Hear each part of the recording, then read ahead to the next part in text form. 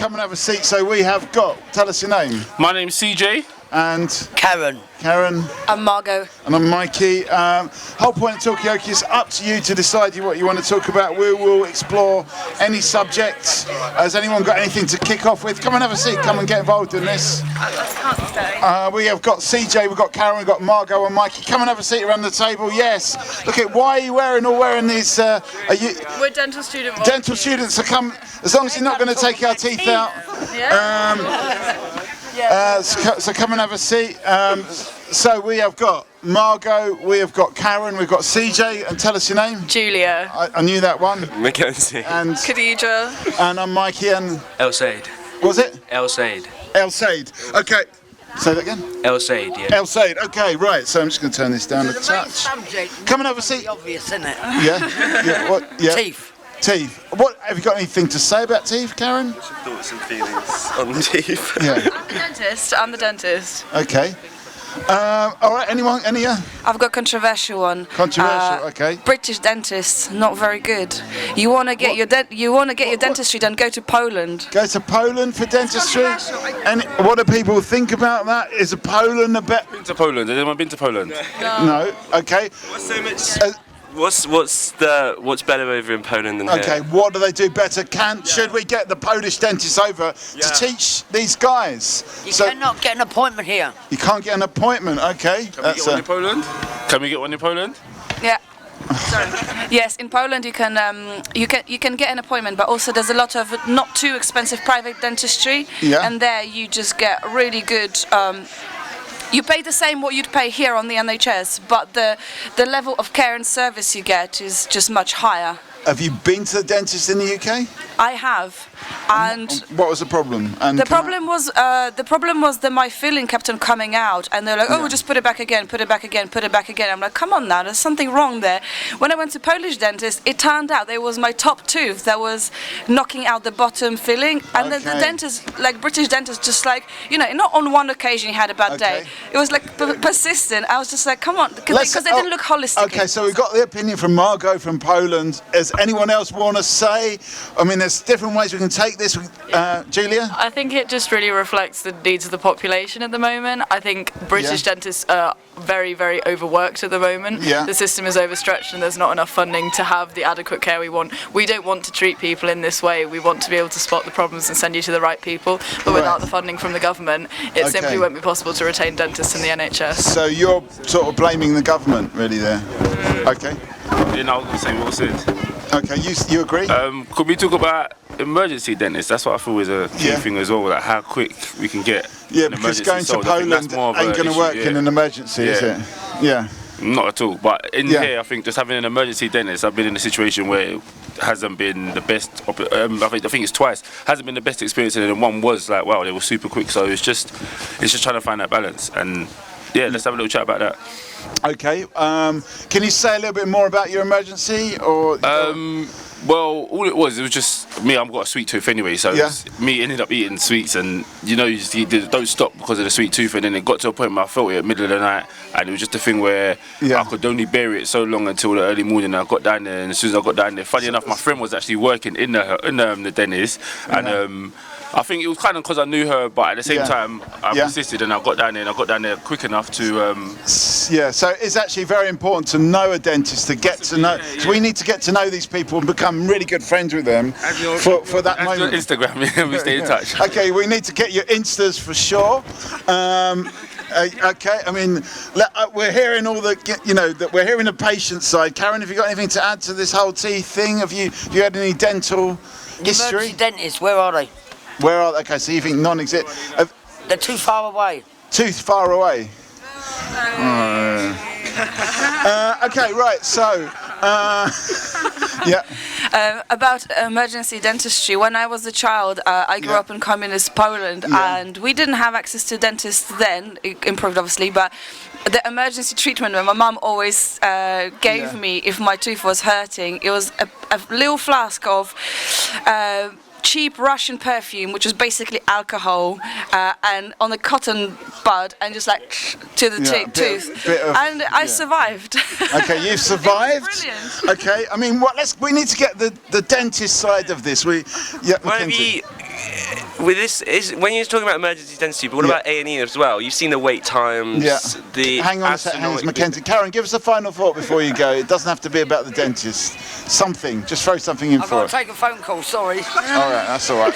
Yeah, there's astronomically long waiting times for A&E as well. Yeah. I don't think it's so much dentistry. I think it is just the whole backlog from COVID and the overstretched system. Yeah. So I think there's more upstream alterations that need to be made rather than just like. What do you mean upstream? Like government policies, I think. Okay, so definitely, but everyone here is blaming the government.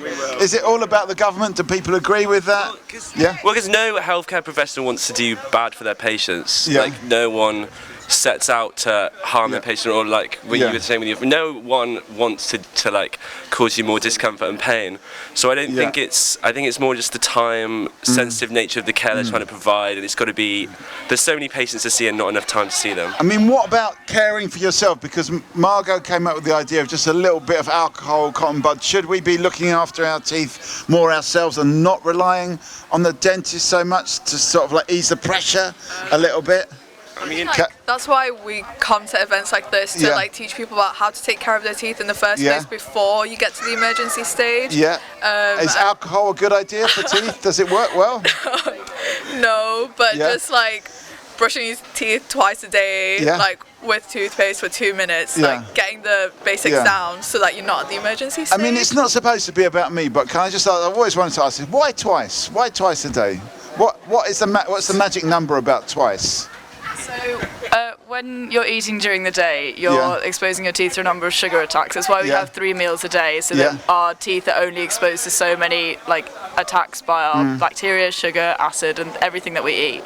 So brushing once in the morning gets you into a clean state after you've been asleep at night, and it prepares you for the rest of the day. And then brushing last thing at night, half an hour at least after you've eaten, makes sure that you're brushing away the bacteria that you've got in your mouth from that day. So it's got to actually be half an hour after you've eaten. Yeah, because if you eat any time before the half an hour is up, the acids from being produced in your mouth, say you've just had a really acidic fizzy drink, will still be wearing your teeth down. So by brushing your teeth, you'll physically be like you're actually rubbing it in, wearing it away. So half an hour later, your mouth acidity will have dropped back to the regular level where you can safely brush your teeth. Okay, I wanted to bring El Said into it, but you know he's gone over there somewhere. Back again. Okay, so we're hearing about tooth care. Maybe it doesn't need to get to that emergency stage. We're talking all the things about teeth. And what about those? Because I know you get those that have probably gone through either teeth whitening or teeth straightening, and they get kind of addictive where they walk with their toothbrush, and it's like after meals they're eating and after snacks so some they're eating. people Is that overdo it. bad, or is that what's the problem? What's the issue with that? Or is it good or bad? What about 3 or 4 times a day? Is that bad? Oh, right. So our tooth is like a pretty strange analogy, but like a peanut M&M. So you've got the crunchy shell on the outside, the chocolate in the middle, and then the peanut.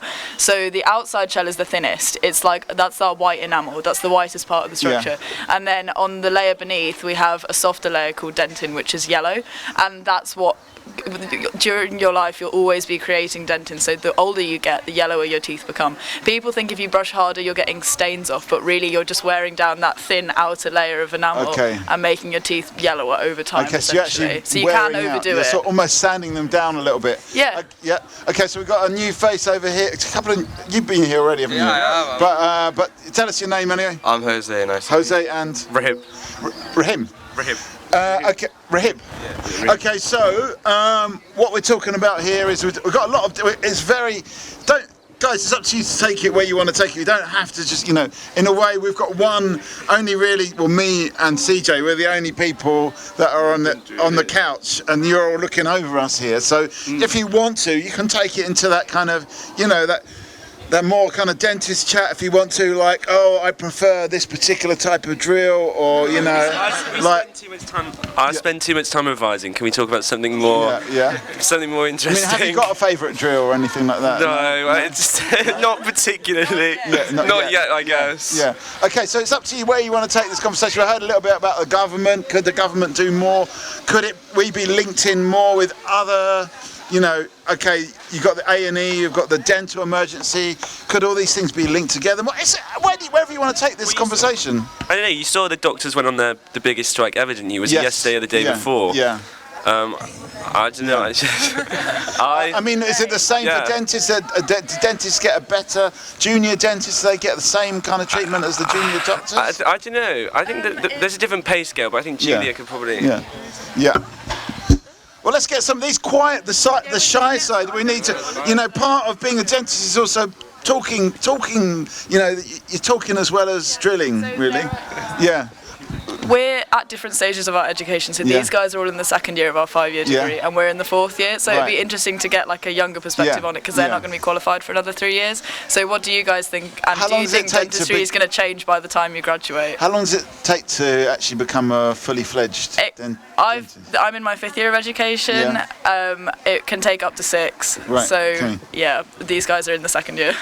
So come on, what's your perspective? Will, you know, by the time you qualify, will there be an NHS left? What's it going to look like? So, like for... Yeah. I'm not really too sure, to be honest, but the most important thing for me is just I just get to practice dentistry, and that's just what I love. I don't really care for myself if whether the NHS or the private dentistry is a thing. You just want to get hold of people's teeth. Come and have a seat. Have you got teeth? Come and have a. This is we're having a chat about teeth. We've got a whole bunch of dentists. Come and have a seat around the table and chat. You can take pictures from the table. Anyway, I think this is the first. We've been doing Talkaoke 26 years. It's the first time we've had such a dentist-heavy conversation. I feel great about it. Luckily, my teeth are quite small, so you know, I don't feel I can keep them hidden. Anyway, we've got a new face over here. What's your name? Tegan. Dagan. Tagan. So we've got Margot, we have got Julia, we've got Mackenzie, we've got Khadija, we've got CJ, we've got El Said, we've got Rahib, and we've got Jose and Mikey. A moment we're talking about teeth. You're lucky because you haven't had a chance really to properly damage your teeth like us older people. Do you feel like you're going to hang on to those teeth for the whole of your life? I mean, I could try. You could try, I mean, do you think you'd treat your teeth well? Yeah, I brush them twice a day. Yeah, okay. Yeah. Try not to eat too much sweet stuff. Does it get boring brushing your teeth twice a day, every day? Yeah. Is there a way to make it more interesting, do you think? I don't think so. Okay, it's just what you have to do. I mean, maybe that could be a way. It's up to where do we want to go with this? One of the subjects on the table is the future of the NHS, the future of dentistry, the future of teeth as well. Yep. You were saying about the correct way of brushing your teeth, and I just thought, and you said kind of something like you wouldn't kind of brush a fizzy drink into your teeth to clean them, and I wonder whether that could be like a new kind of advert spot, because I think the advertising for teeth products or whatever, it's mostly focused on whitening, I'm sorry to say, and I think there's like a few steps before that. My dentist said to me when I said to them under the peer pressure, I think I would like to try some whitening, she said, no, you've got white teeth, leave it, you've got very white teeth, and that gave me a boost of confidence, because I kept on thinking, oh my god, my teeth are darkening, but that's just fine. Okay, so do we need a bit more, I mean, is the communication there on TV? Do we know how to brush our teeth properly? That's another question as well. I think there might be a misconception between like your teeth looking white and them being healthy. Yeah. So just because they look white doesn't necessarily mean that they are underneath, they are like alive and vital teeth. So I don't think that's like emphasised. So what's more important? Well, healthy teeth. I'd rather have healthy teeth than just good-looking ones that are painful or don't do the job that they're supposed to do. Okay. As a non-dentist, what are your guys' thoughts on turkey teeth and that kind of look? Turkey teeth? What turkey teeth? Like what footballers have, Simon Cowell, all that kind of like super, super perfect teeth. Okay, what do people think about teeth? I've got a few friends that are keen on that. I've even looked into it myself, so I'll be honest with you. I've looked into it and I was like, because it works out about £4,000 or £5,000. What do you do? What you do, from what I know, because one of my friends actually went there and he got part of it done. I can't remember exactly what he done, but he went there. He went where did he go? He went Turkey. He went there for 4 days. They picked him up from the hotel, brought him to the hotel, accommodated him, and within that period of his 4 days, he got his teeth sorted out. But they just kind of make it. They give it a lot of kind of. They make it very warm and welcoming and make you feel comfortable and make you feel like it's a vacation before you even have your teeth done. And then when you do it, it's like, you feel good, you look good, everything's good, and then you go back home feeling good, and then you feel like $1 million, like you got the $1 million Hollywood smile. But I feel like, even then I looked at him and I was like, for £4,000, I don't know, bro. I mean, what was the problem with it? He had two teeth missing here, and at the time he wanted. I don't know if you heard of grills. You lot might have heard grills, and people wanted the gold or silver or diamonds or whatever in his teeth. He wanted to complete his grills because he got the bottom set, but he just wanted to complete the top. So he's like, well, I need to get that sorted and I need to get it straightened. I don't want to spend money on grills, outlining or molding to my teeth, but then they're not as straight as or they're not full as. So he said, I want to get everything complete, so I got a full set of teeth. Then I get my grills and so forth. So I think that was his reason, maybe one of his reasons behind it, but just to fill the gap that he had on the sides of him. I don't know what they're called, but as I said, I looked into it alongside him, and I was like, I don't know, man. I said, if anything, I'll prefer to just get them straightened. And I was looked into those. What's those clear ones called? The face line. That's it. I was looking more into those. I thought I prefer my own teeth, but straightened if possible. So I think that's where I'm going to head down. I'm still looking into it. I think I'm probably going to do that as opposed to get my whole teeth out and do it. Because when I looked at it, I feel like did they actually break your teeth, and then it looks like it's little, like, I don't know what it looks like. But I've seen some things where some people have not worked out, and it looks like they've got like dinosaur teeth, I call it, where it's like a triangular kind of, and it looks, and I looked at that, I was like, no way, that could not be me in that 10-20 years, because it doesn't work out for me. So I'm like, let me not stay that way. So I'm definitely looking at the Vaser lines, or what's it called? Invisalign. So that's what I'll probably look into. CJ, I think you're wanted.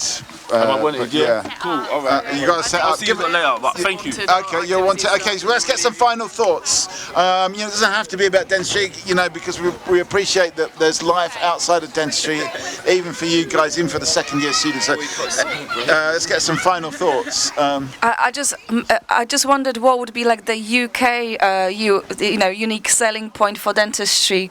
Could you kind of guys like could we up your overtake game? Poland as the world capital of dentistry? And maybe we could make, in the nicest possible way, make dentistry history. So we kind of focus. Make dentistry history. Yes. Is that your slogan for today? That's my slogan for today.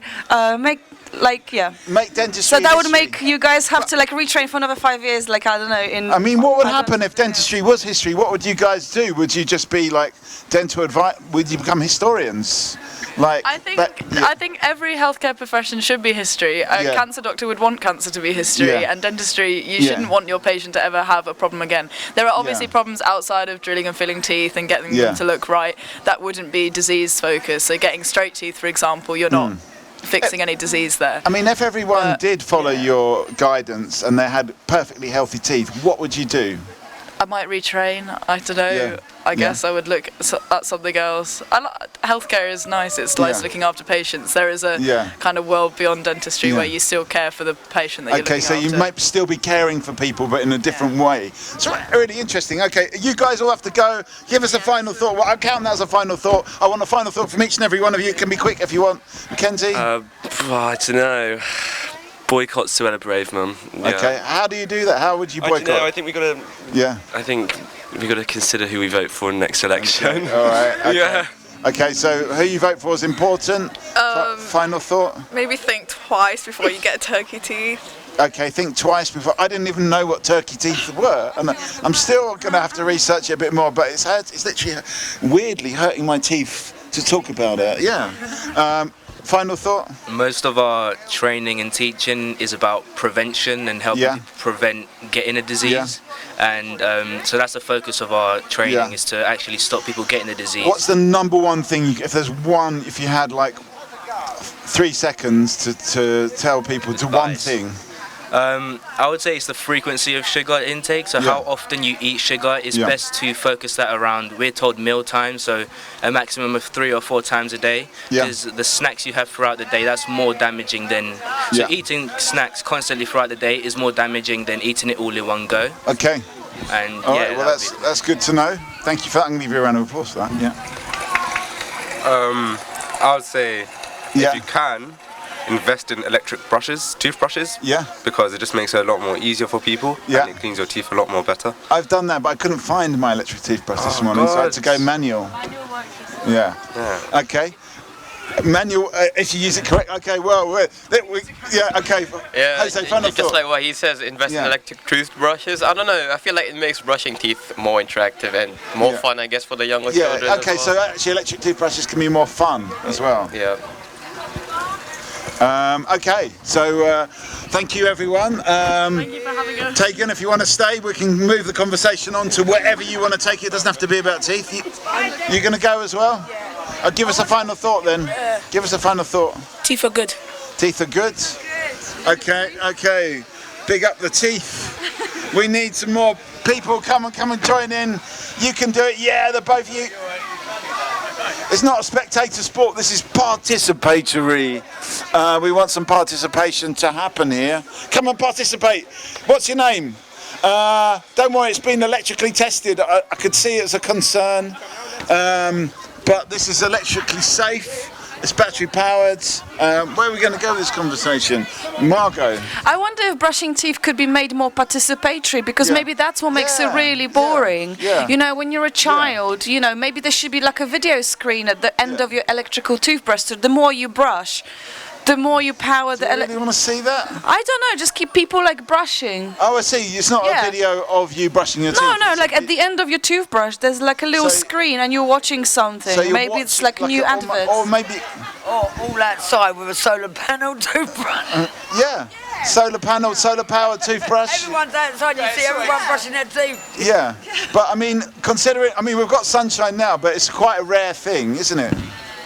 To get people over here, mention a budget. Budget? What budget? The budget today. What budget today? Come and tell us about it. What are you talking about? Budget? What budget? Whose budget? The Bromley by Bow Centre budget. What budget?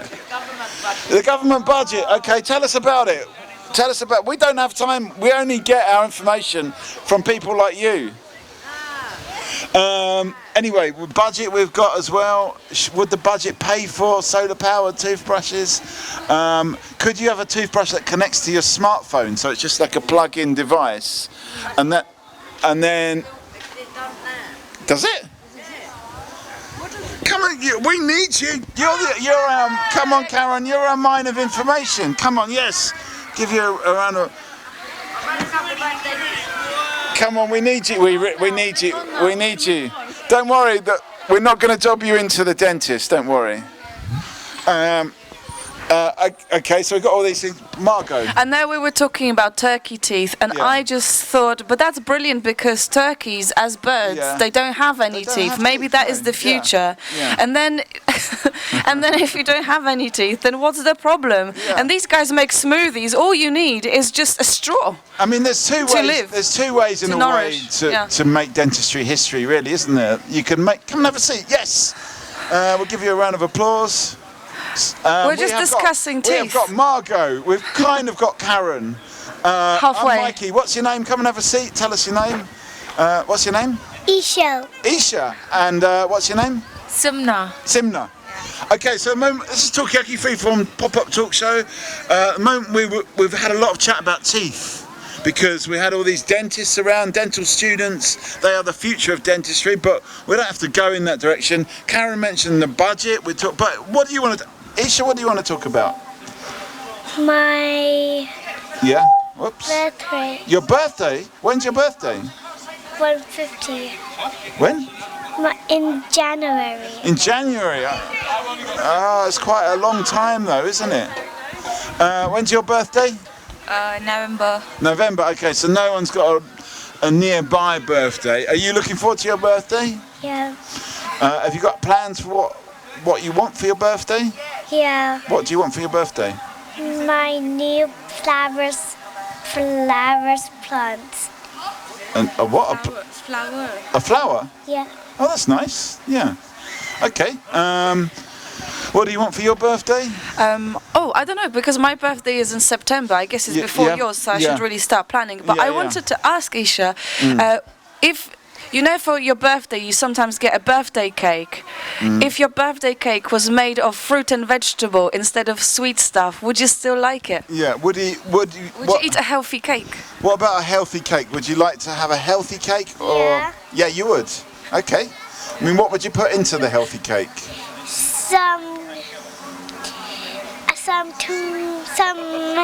vegetable apple, some salad, some onions, some carrots, some pickle.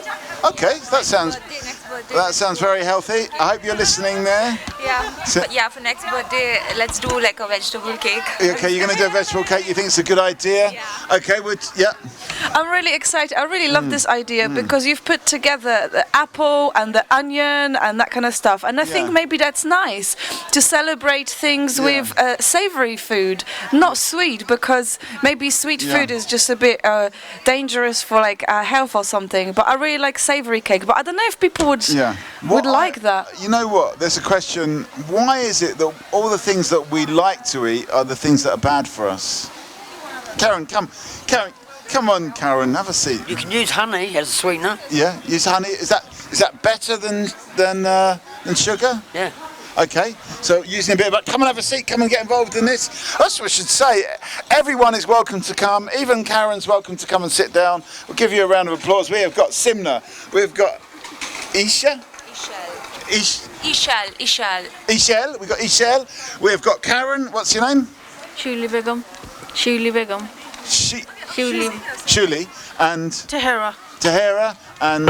Samia. And... Aisha and Ishel and I'm going to go, what was it? Shuli, what was your name again? Tahira. And Karen, and I'm Mikey, and that's it really. I'm getting very confused actually, which is unlike me because I've been doing this a long time. Where do we want to take this conversation? Do we want to talk about this question? Why is all the stuff that we like to eat the stuff that's unhealthy? How does that work? It's the best. Yeah. It tastes the best. It's got a taste in it. But what a cruel thing for nature to do. You don't want to eat bland stuff, do you? Yeah. I mean, why is nature cruel like that? That makes us like all the unhealthy things. I don't know. It's just likable, and you know, everyone loves it. You know, the fried food, and you know the PFC and all that. You're making me hungry. Yeah. You know. Yeah, you're making me hungry. Okay, so all right. Do you like food? And if so, what is your favourite food? Is it a healthy food or not? And why is that? Why is nature so cruel? I'm really excited still about the onion cake as a birthday cake, because I think maybe it's just time to start a different trend, because you know things kind of come in trends. I think PFC is just one that is a consistent trend. Like everybody likes fried chicken and fried, you know, like chips and stuff. But maybe we should just kind of get behind replace sweets with savoury. Okay, can we do that? Is it possible to? How do people? Have you got a sweet tooth, Karen? Yes. But onion cake, no one's going to come near me. Who here? Let's have a show of hands. Would you eat an onion cake? No. No. Okay. Anyone eat an onion cake? No. No. It's only really Ishel. Yeah, an onion cake. You would? Yeah. What's that? Maybe a courgette cake. A what cake? Courgette. A courgette cake, yeah, okay. With banana, oats and... Okay, so you could have... like that. Okay, so onion might be going a bit far, but what about courgettes? What was it? Bananas? Cabbage. Come and talk about it. Yeah, okay, don't worry, I got my eyes. Come on, what's this cabbage cake? One of our gardeners on a Thursday, I run sessions for people with disabilities. Yeah. They decided to bring a cake in for their birthday that their mum made. When she unwrapped it, it was green. Right. So I thought, oh, is that mouldy? Should know it's a cabbage cake. Cabbage cake. It was delicious. Did you taste it? Yeah. Delicious. Can you answer this question? Why nature is so cruel and we like all the things that are unhealthy? Like the cakes because and it's what chicken. sells, isn't it, on the TV? Yeah. They make these really good adverts up and the kids think, oh, yeah, that looks good. McDonald's, look at that advert. Everyone wants to do this with their eyebrows now. Yeah. It just becomes advertising. What cakes do they ask me to do every time? What? Your Victoria sponge. Okay, so Victoria sponge is more popular than cabbage cake, isn't it? Yeah. Definitely, and so don't eat fried chicken from the chicken shop. Really? Well, because they sell it for £1, you get 2 bits of chicken and chips for £1. If you're poor, that's all you're going to afford. Okay, but what's wrong with it? It's bad for you. Okay, is it? Too much chicken and chips must be bad for you. Okay, all right. Well, do you not agree? Oh, come and sit down, come and get involved in this. We didn't get your name as well. Sharon. Sharon. So Sharon, we've got Karen. Tell us your name. Lutfa. Lutfa. And we have got Tahira. We've got Shuli. We've got, what's it? Samia and Aisha, that's right, I remembered Aisha. And we've got Simna, and we've got Ishel, we've got Margot, we've got this man, what's your name? Jimbo. Jimbo, have you got a view on this? No, the only thing I want to tell you is my favourite cake that I've had for over 60 years is, thick sponge, thin layer of jam, strawberry jam, and then desiccated coconut on the top. Okay. I've had that for over 60 years. Okay, what, on your birthday every year? No, just every all the time? Most days. Yeah. That's it, yeah. Okay, so this is the kind of cake we're talking about. Can we update the cake? Look, have you got any views on this? Well, I stick to banoffee. Yeah? Yeah, banoffee cake. And can you tell us what's in a banoffee cake? So, bananas. Yeah. Just to justify it's a bit healthy, but I know the caramel goes in and the digestive biscuits goes in. So there's plenty of sugar there. Yeah. Yeah. And bananas got mentioned as well. So we're talking about, like, can someone like Jimbo, who's been eating the same cake for 60 years, update their cake? Or is that it? Is that your cake for life, do you think? No, the other one I've had is thick sponge, white vanilla icing, and 1001 bits. It's another old school cake. Okay. That's all I eat. Yeah. So you're going for the old school? You're going for old school, Simna? Yeah, I like white forest cake. What is that? What's in there? It's vanilla and cream, like vanilla cream. Right. Yeah, white forest. Okay, hang on. Oh, that is working. Yeah. Victoria sponge over here. Okay. Okay. So we talk the talk about the cabbage cake and the banana cake, and the carrot cake, but we don't actually we don't walk the walk necessarily on these cakes, and actually in the end we go for the Victoria sponge. And Margot.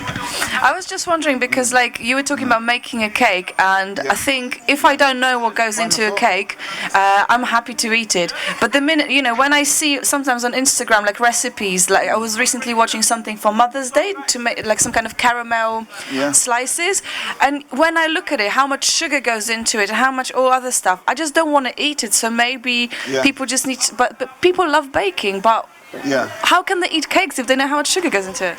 Should we blame the hang on a sec, Jimbo, because I want to get... she's gone. She's gone already. But anyway, go on. Just sit down, Jimbo, sit down. Have a seat.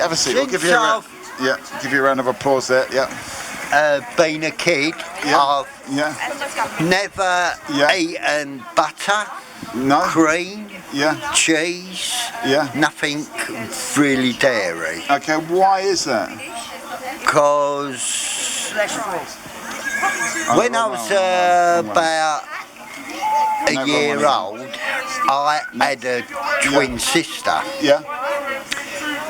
My mum used to cook us Hang on a sec, Jimbo, let's just get a final thought from Lutfa. Go on.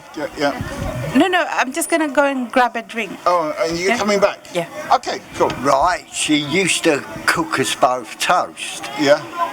So would eat hers, I wouldn't eat mine. So my mum thought, oh no, I cut them up in star shapes. Now this is during the early 50s.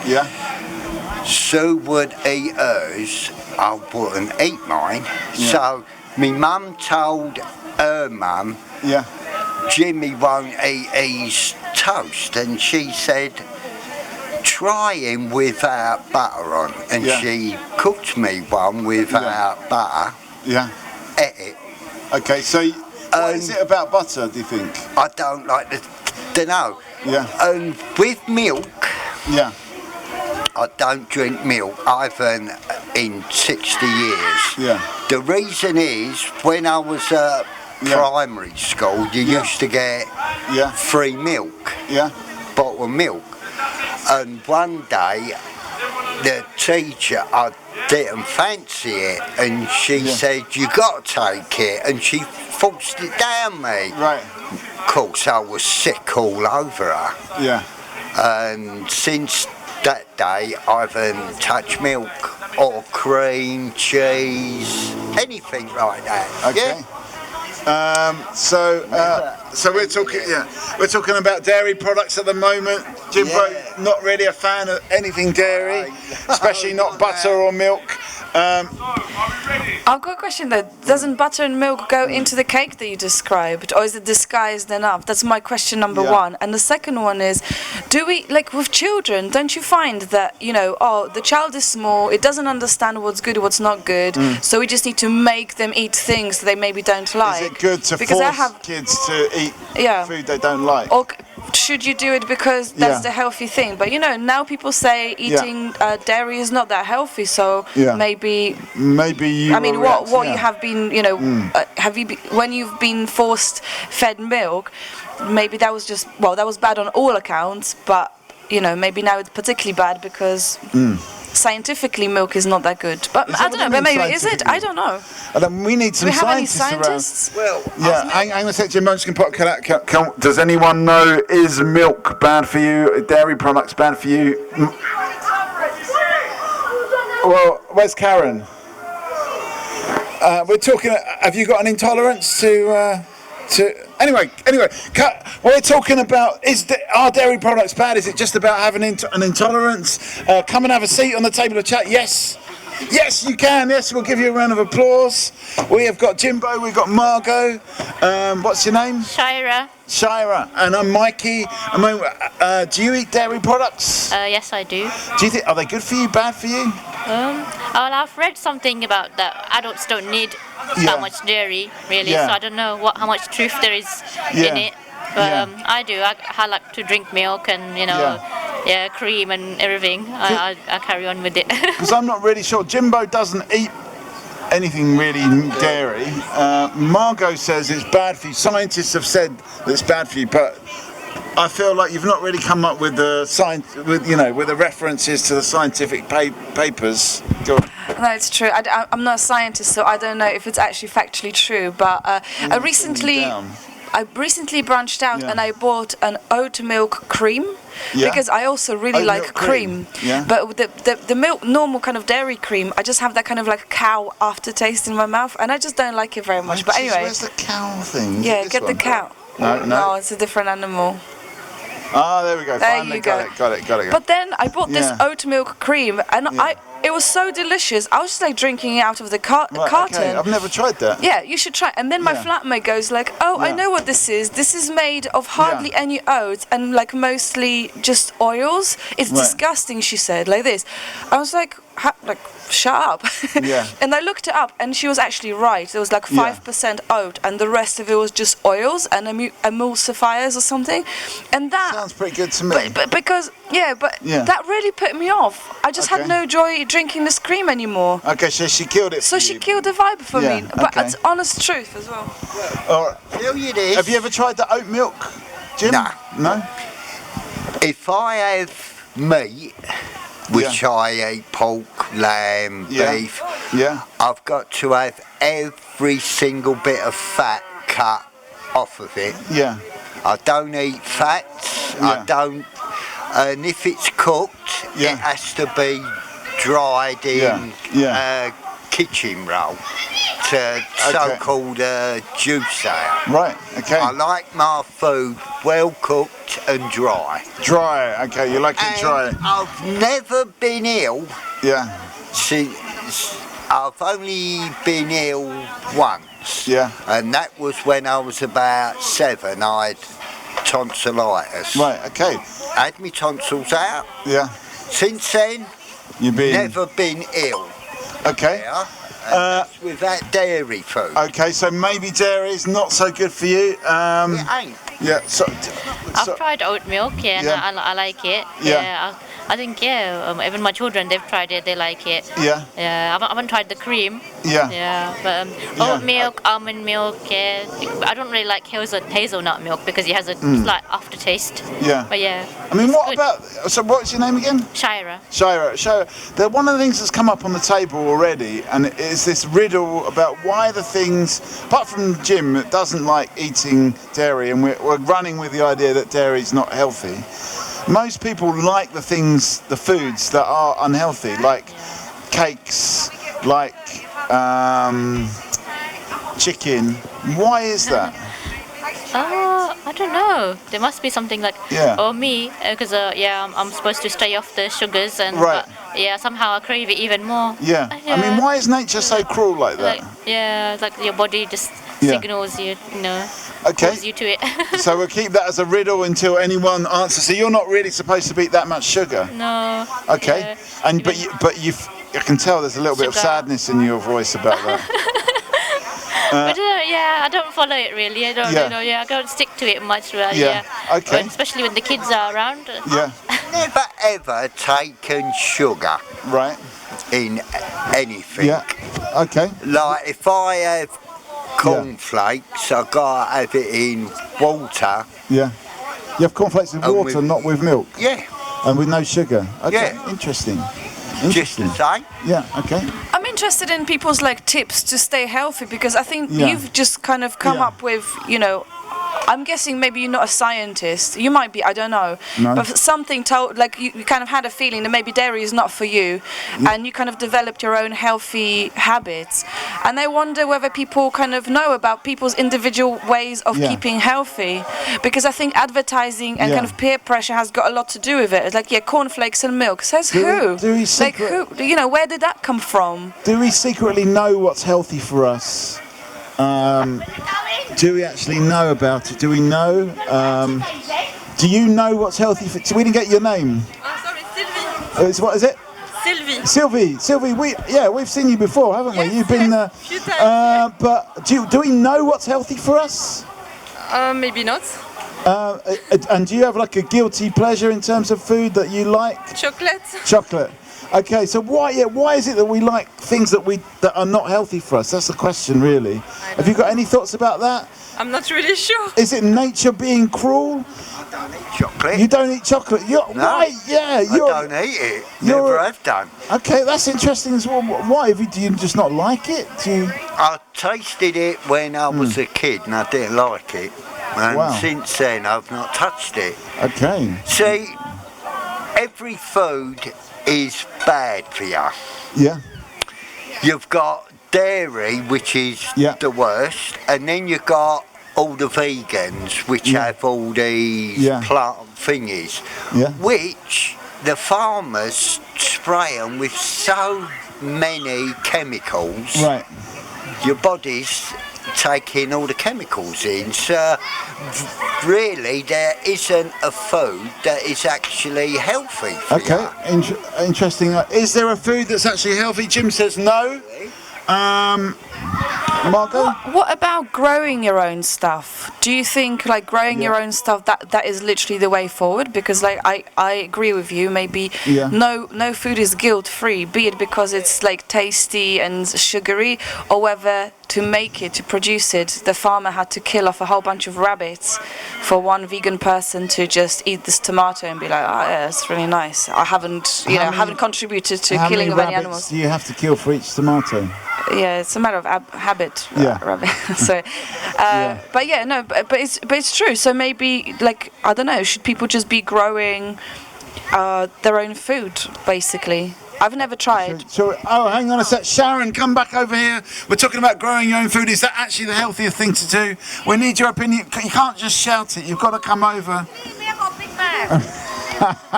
Grow your own food. It's cheap, it's easy. Yeah. And my mic is not working. No, I just leant back. So. I just leant back, yeah. When you go to the supermarket and you buy your tomatoes. Yeah.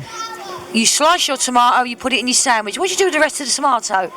Put it in the bin. Take the seeds out. Put them on some kitchen towel and grow your own tomatoes. Cheaper. Hang on, you can grow tomatoes on kitchen towel? You dry them out on the kitchen towel. Yeah. When the kitchen towel is dried out and the seeds are, put your kitchen towel on top of the soil. Yeah. Put soil on top and you will have your own tomato plants. Can't see them from here, but I have got 50 on the windowsill up there. See the green ones? My eyesight's not that good. See them? I'll take They're the word for it. Yep. Oh, yeah, there's my tomato plants. So you can grow them indoors, outdoors, anywhere. Grow any veg, peppers. Take the seeds out, grow them. Can I just ask you, Sharon, what proportion of your diet is homegrown, would you say? None of it. 30%. That's a lot. What's that for? That's like a lot. That's I'm shocked. I'm blown. I'm blown away. Yeah. Okay. Dragon that likes greens. I have a bearded dragon that likes greens. What do you mean a bearded dragon? What's a bearded dragon? A lizard. I haven't got any lizard sound effects. So he's about this big. Yeah. Tail to head. Yeah. I adopted him from my son who doesn't want him. Yeah. So he eats greens. Quite expensive. Grow your own. Grow your own. Okay. Grow your own greens. Is that the healthiest thing to do? Well, my dad used to have an allotment on the Isle of Dogs. Yeah. And guess what he used to put in the soil? No idea. Horse muck. Because during the 60s, people used to follow the horses, like when you had the rag and bone man and this and that, follow the horses, and when they done their business, shovel it up in a bucket and put it in their garden and grow all their food. How can you eat horses muck? Okay, so that sort of put you off a little bit.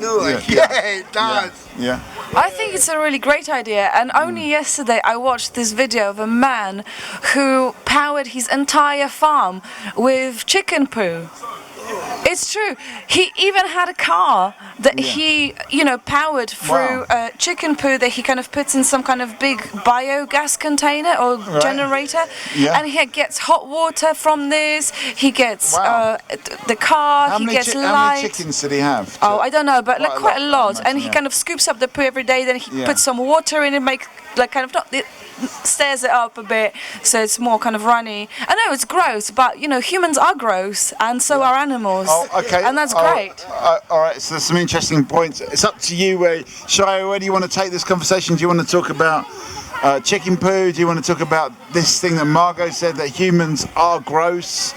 Any thoughts on this? Homegrown food? Where do you want to take this conversation? I think homegrown food is really good. I live in a tower block. I'm on, high up. Yeah. So we've only got a balcony, but we've grown a few things like chilies. And last year we managed to grow 2-3 tomatoes, cucumbers, and smile on my children's faces. It was excellent. They were so happy. So the joy that came out was much more greater than eating the food, really. Would you like to have access to more garden space if you could, to grow more stuff? It'd be lovely, yeah. Okay, so that's a question. Come and have a seat on the table to chat with. Oh, I've lost power again. What's going on here? Hello? Oh, yeah. Okay, yeah. Hang on, Jim, final thought before you go.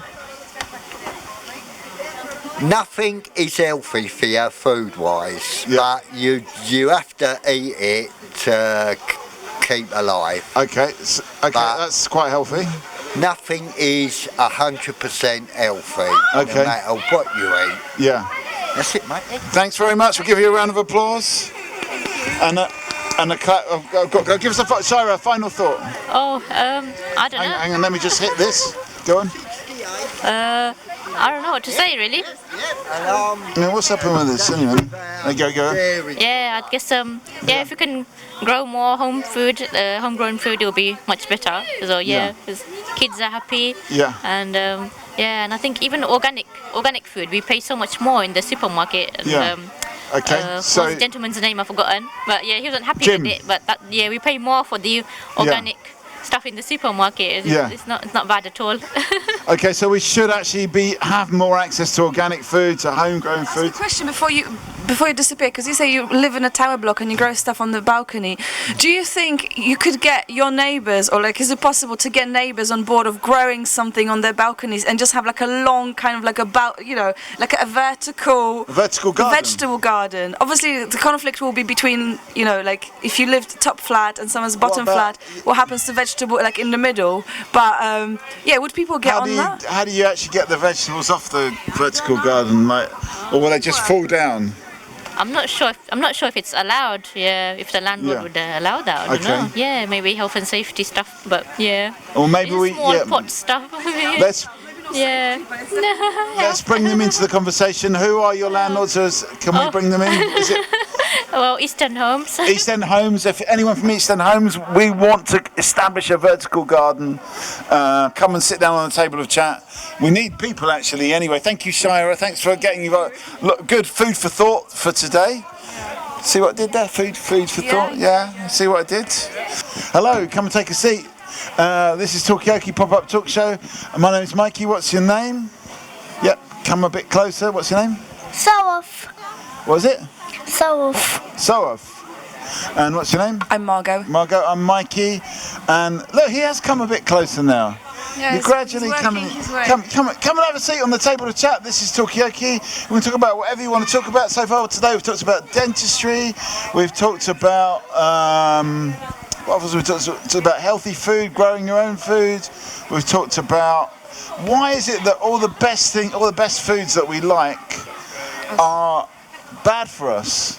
Come and have a seat on the table of chat. Yes, that's you. Yes. Come and have a seat. Tell us, what's your name? Victoria. Victoria, come and have a seat. What's your favourite foods? Favorite food? Just vegetables. I really like them. Any particular vegetable? Peppers, celery. Celery. Okay, interesting. Yeah. Favourite foods? I wouldn't say celery, but I'm liking celery. I'm just getting, more into it actually. Yeah. My favourite food are bread. Breads. Okay, bread. Favourite foods? Banana. Okay, that's definitely a good choice. Favourite foods? Fish and chips. Fish and chips. Okay. Come and have a seat again, Jim. So we have got. Is it Soaf? We've got Soaf. We've got Margot. We've got Victoria on camera. Tell us your name again. Jimbo. Okay. So we're talking about favourite foods at the moment. Yours is fish and chips. Yeah. Why fish and chips? Rock and chips. Rock. You're. And pie mash and liquor. And liquor. What's liquor? It's like a green vegetable type gravy. Okay. A green gravy? Yeah. Okay. What's it made from? I don't know. Okay. So if anyone knows what liquor is made from, please come to the table. What's that? Potato. From potato? Well, how's it green? Liquor, yeah. Come and have a seat. Water, flour and parsley. What's that? Water, flour and parsley. Water, flour and parsley. Come and have a seat. I've got to go. Tell us your name. Alison. Alison? Okay, so Alison says water, flour and parsley. It's water, flour and parsley, no potatoes. So that's Thank you. Thank you. Any final thought, Victoria? No. Okay. So, do you like pie and mash? Have you ever tried it? Yeah, I tried it. Yeah. Did you like it? Yeah. Okay. Anyone else? What do people think about pie and mash? I don't mind trying it. You don't? Come and have a. Tell you a story. Come and tell us a story. Fantastic. Yes. I remember in the boat. I've been here 40 years, darling. Yeah. And I've done so many things in this lovely place. Yeah. I've done poetry. I made a book with my children. Yeah. Well, they're all grown up now. Yeah. I love Bromley Vibo Centre. Okay, we're going to just give it a... I think it's great. A lot of things have changed though because I've got older. Yeah.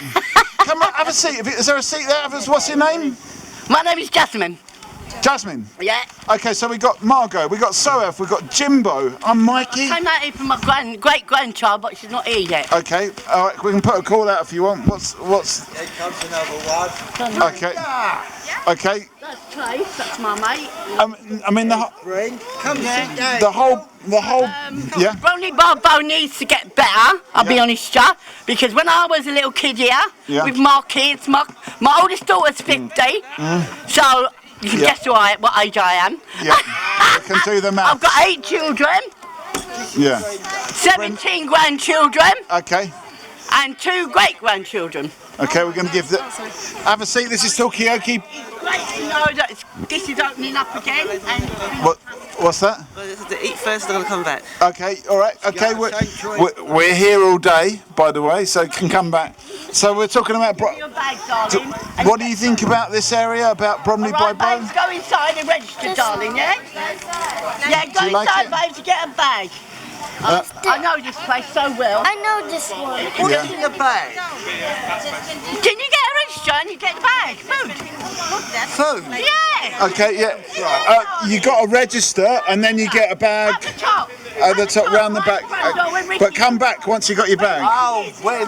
Okay, we've got a new face at the table, so we've got Margot. We've got Jasmine, we've got Soef. Tell us your name. Fatima, and Amira, ups, and Safa. What's your name? Safa. Say again. Safa. Safa. Okay. So Safa, Amira, Fatima, Soef, We used Jasmine. to have bands here, music bands over there on a stand. Yeah. All kind of Indian music. Yeah. Spanish dancing. Yeah. All kinds of music. I think it should all come back because this is what makes the growing of the growth of the people. Okay. To know this is what's going on in this lovely world. Okay, so Jasmine, so you're saying more music. What do people think on this side? Should there be more music here? And if so, what kind of music? Games for kids, lots of games for children. I'm just going to start with the music. I'll come back on the games. Fatima, do you think there should be more music? Yeah, I think so. And what sort of music? I don't really know, but I think there should be music that everyone likes. Yeah, what sort of music do you like? I don't really know. I like all types of music if I heard them before. Okay, so it's one to come and have a seat on this. Yes, we need you. Yeah, we need you. Yeah, okay. We'll give you a round of applause. I know his name. Okay, tell us your name. My name is Ilyas. Ilyas Ullah. Ilyas Ullah. My name is Ilyas Ullah. Ilyas Ullah.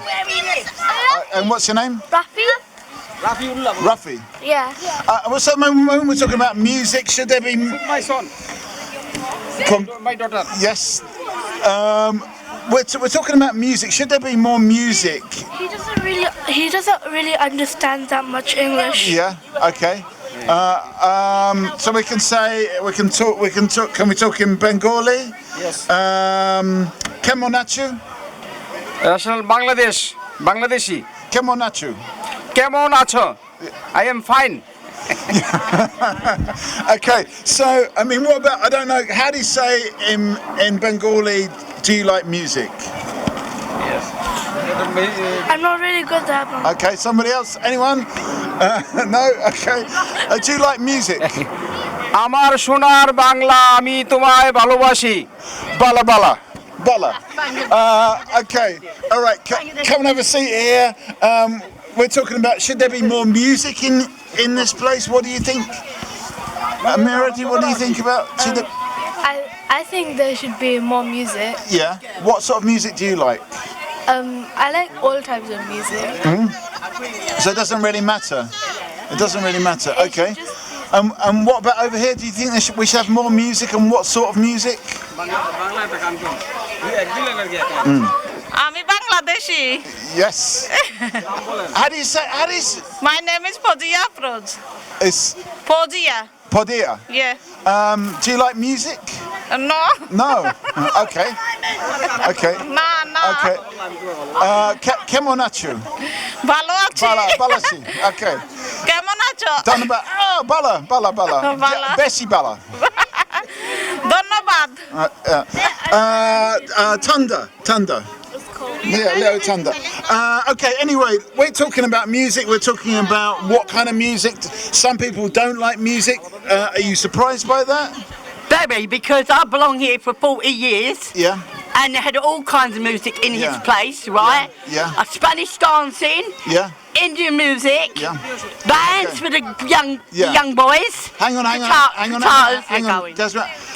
Donna Bads, Fatima, give us a final thought before you go. About what? Anything you want. What should we be talking about?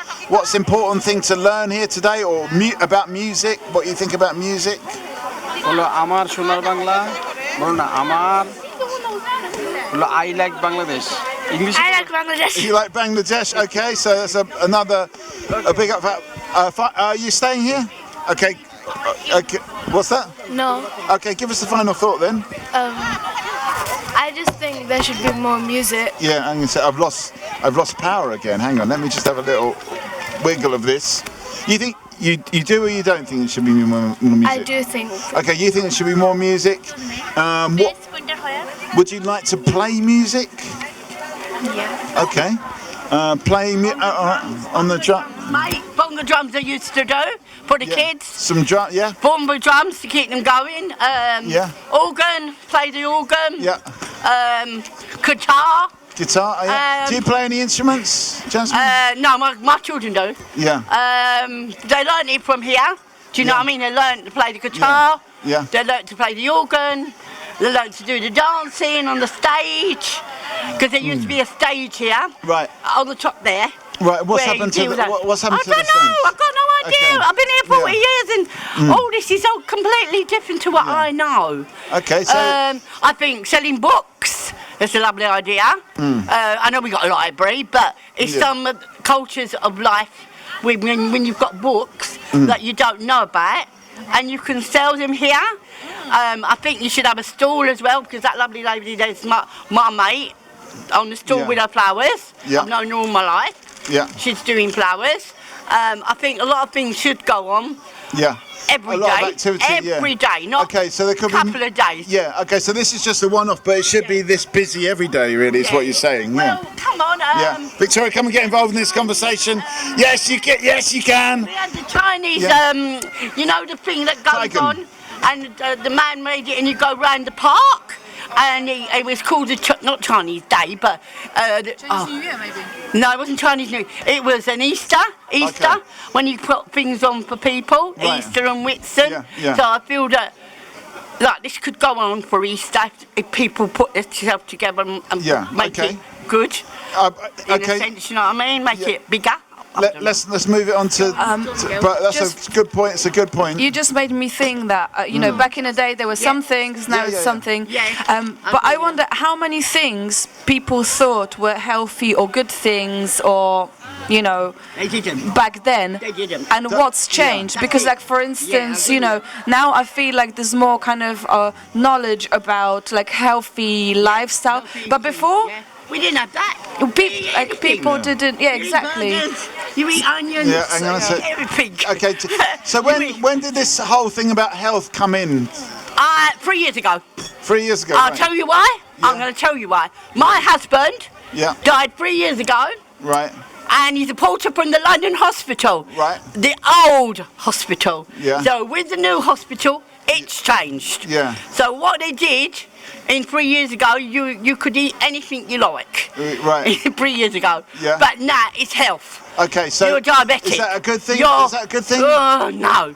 I think when you go to a doctor, when you get examination, because I feel really bad. I'm old. Yeah. I'm old. I'm not lying. I'm an old person. Yeah. And I've not had any jabs. I've not had no jabs. I don't believe in it. Yeah. My kids have, and they've been very ill. Yeah. I feel that some of the technology in the jabs are a bit not qualified, to tell the truth, right?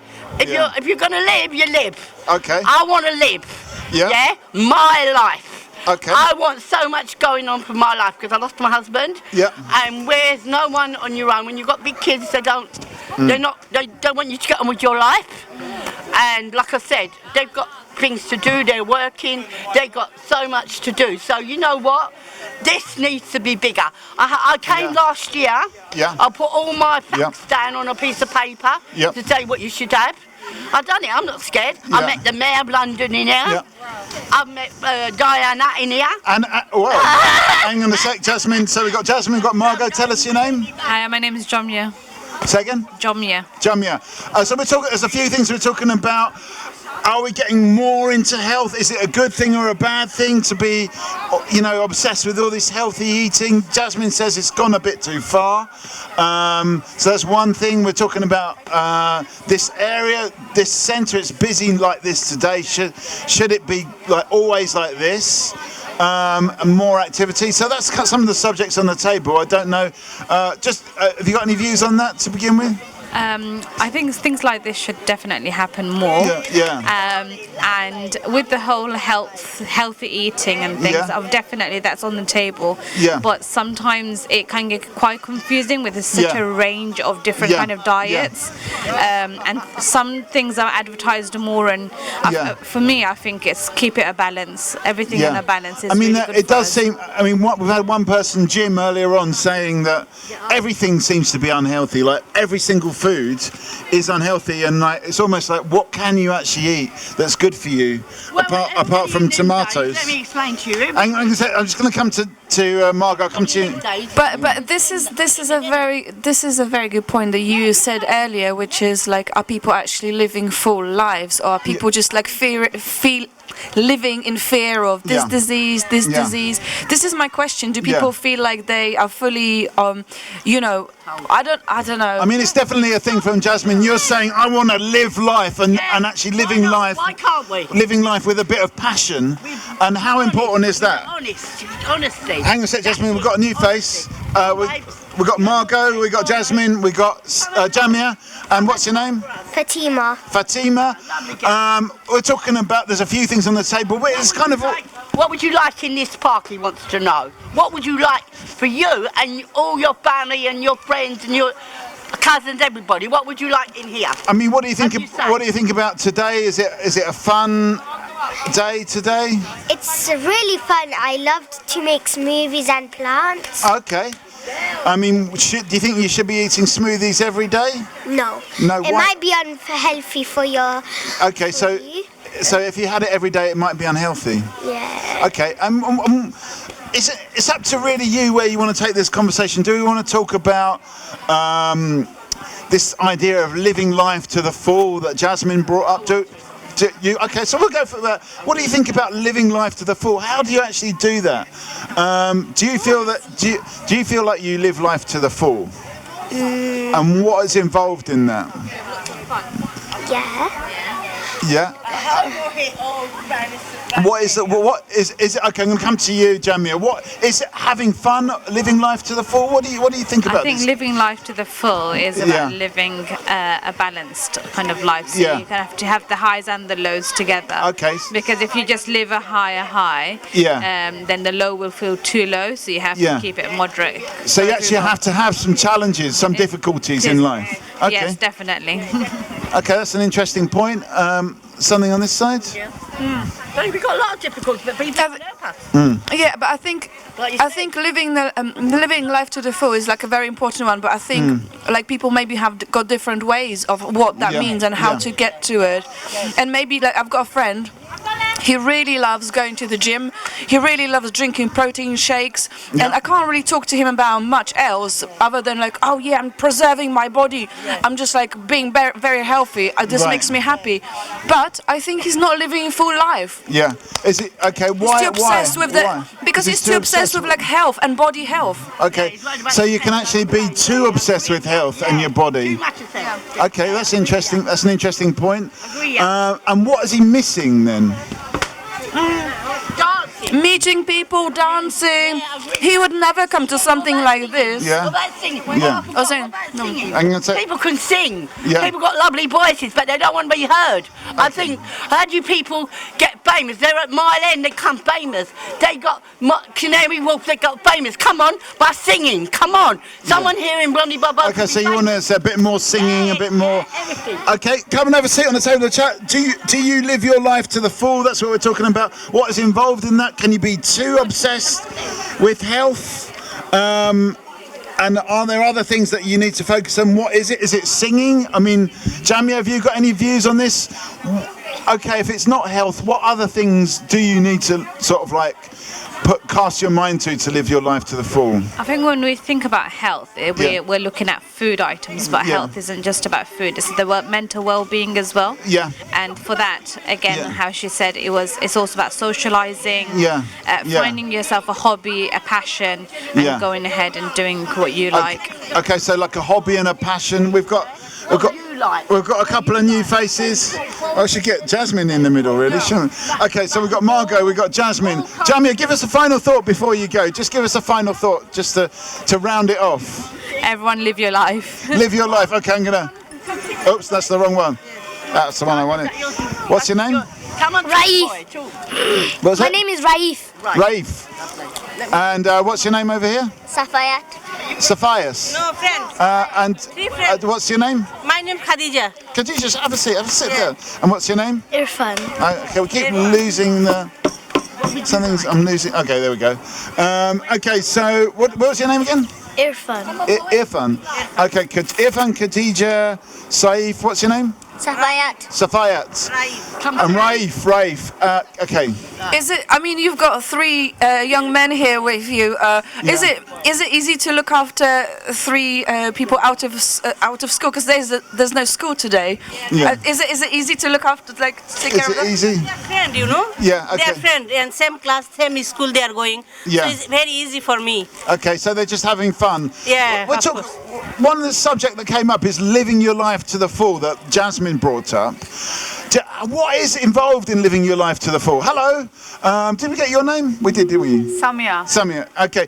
So we're talking. I think that's a really interesting one to explore because some people said having fun, and we had Jamia that said, yeah, but you've also got to, you've got to have some challenges as well in life to live life to the full.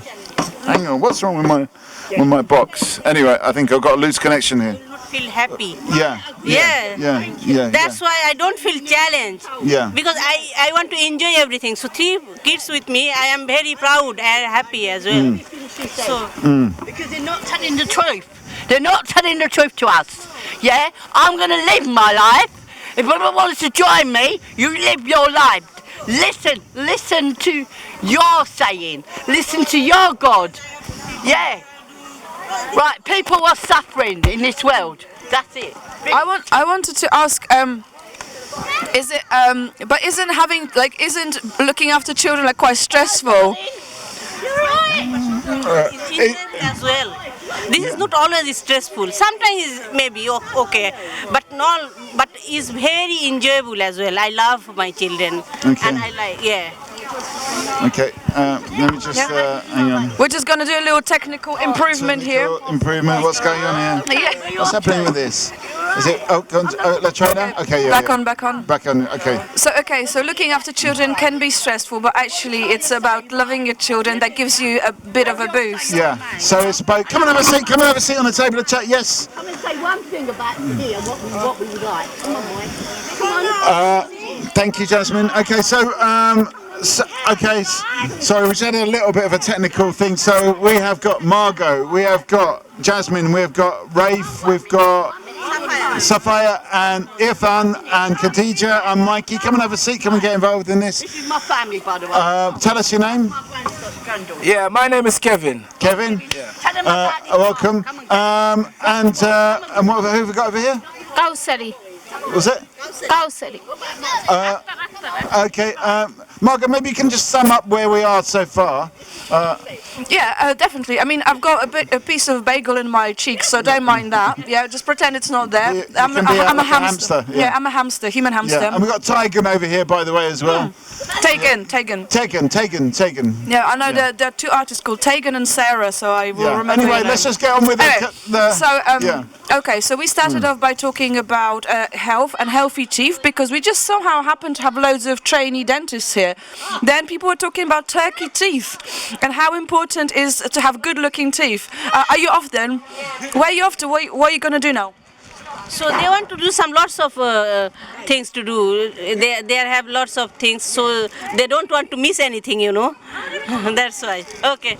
So I have to attend all of this. So you don't want to have the fear of missing out, the FOMO. But I mean, I just wonder what else are people here to do? Because today is like come and join us. This is just a talk show. We're just having a chat. You can also let your kids play, and you can just keep an eye on them. But yeah, so yeah, it was the dentistry. We're talking about healthy habits. We're talking about, advertising for, teeth whitening. Is there actually any point? Is about healthy teeth. We're talking about how do people live their lives to the full. Having children being stressful. Is having children stressful? I don't know. Is it good for your mental health? I don't know. And yeah, that's kind of stuff like that. Have you got anything to kind of throw in at this stage?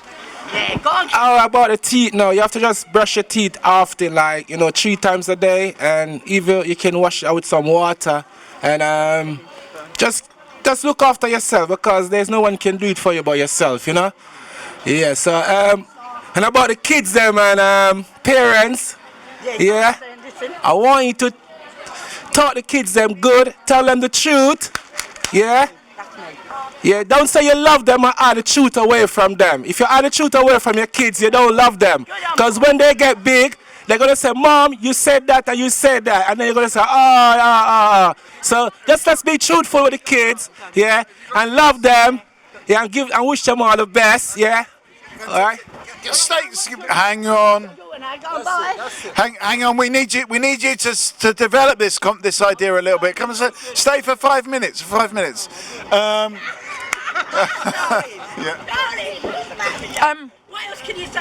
I think that's true about parents. I remember when I was a child, and I always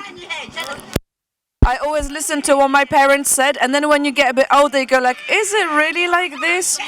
You're just not, But I think it's just a natural time of life. At some point, you start realizing that your parents aren't always right.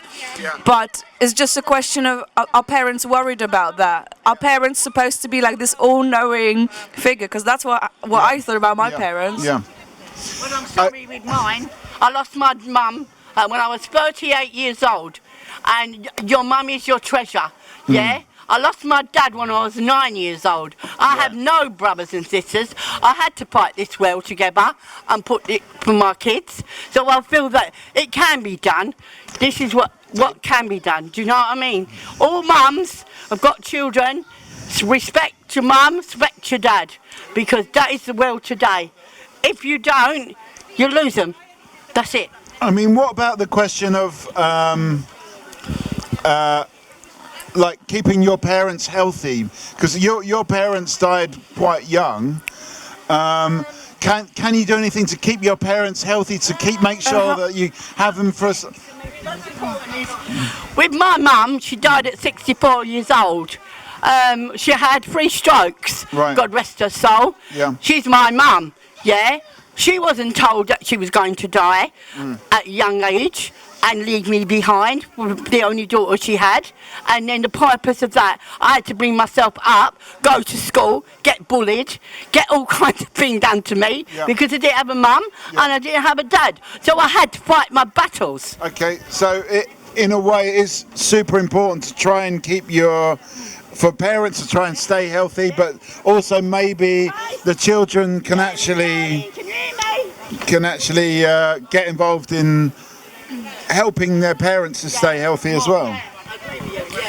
I wonder are people, is staying healthy for your mum or staying healthy for your parents something that would speak to people? Would that speak to children? Yeah. Like why do people want to stay healthy? Do people want to stay healthy?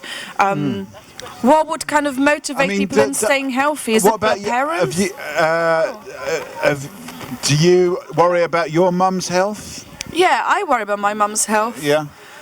Okay, and what sort of things do you worry like about? for instance, I mean, well, she's an older person, but for instance, she calls me sometimes, and when she's feeling anxious, she'll be like, "Oh, make sure that you eat meat. Make sure that you at least eat butter." And that was completely random what she said, but I think it's coming from some kind of, if you eat good food, fatty food, like meat, then that means that you're going to be healthy, and then you can serve your parent for a longer time. Oh, meat. Oh, sorry. Yeah, not meat. Okay. You don't think so? I think the meat is not like it was before. I think I've gone to vegetarian. I think I'm living longer, better and healthier. Oh, your thing's got... 2 minutes. This is not working. Yeah, it is. Oh, yes. Oh, right. And the point is, my doctor didn't tell me to do that, but I feel much better eating vegetables, naan bread, pita bread. Stop with the bread, because there's so many breads, bran, seeded, all kinds of bread, so that is what I'm going. Food. That's my favourite food. Okay, so we've got a new face table. Tell us your name. You gotta have meat in your diet. You think... You can have your vegetables, but also you got to have meat in your diet. Why? You have. What? Tell us why. To give you goodness. Tell us your name as well. To give the goodness in you. Hey? It gives you the goodness, doesn't it? Okay. Yes, it is. Okay, so we're talking about meat at the moment. Okay, hang on, Jasmine. Let's spread this out. What do people think? CJ, do you think? What are we talking about? We're talking about meat. Do you need meat in your diet? Jasmine says not eating meat. It started off with Margot saying Margot's mum is worried that she's not eating enough meat. Jasmine says you don't need meat. What's your name? Bill. Bill's saying you do need meat in your diet. So once again, we've had this all day. What is healthy? What's not healthy? Different people have got different ideas. Me personally, I think it's down to the individual, I think you have to be down to the individual, because some are going vegan, some are going plant-based, but then that was what, like, when you think about it back in the day, if you're going to caveman and all that, then that's what it was. But then we've been conditioned to have meat. But I think all we've got to be careful of is the whole processed foods and how they are, and it's where you're getting your meats from and what meats you're doing. So it's not just meat or no meat; it's what kind of meat. What kind of the quality of meat, I think. Right. And I feel like recently I've kind of turned into more fish. I've been more into fish now rather than red meats, but especially red meats. I've dropped a lot of red meat, but I'm more into fish. Okay. I don't mind the white meats, but more fish is meat now. Okay, so that's official from CJ.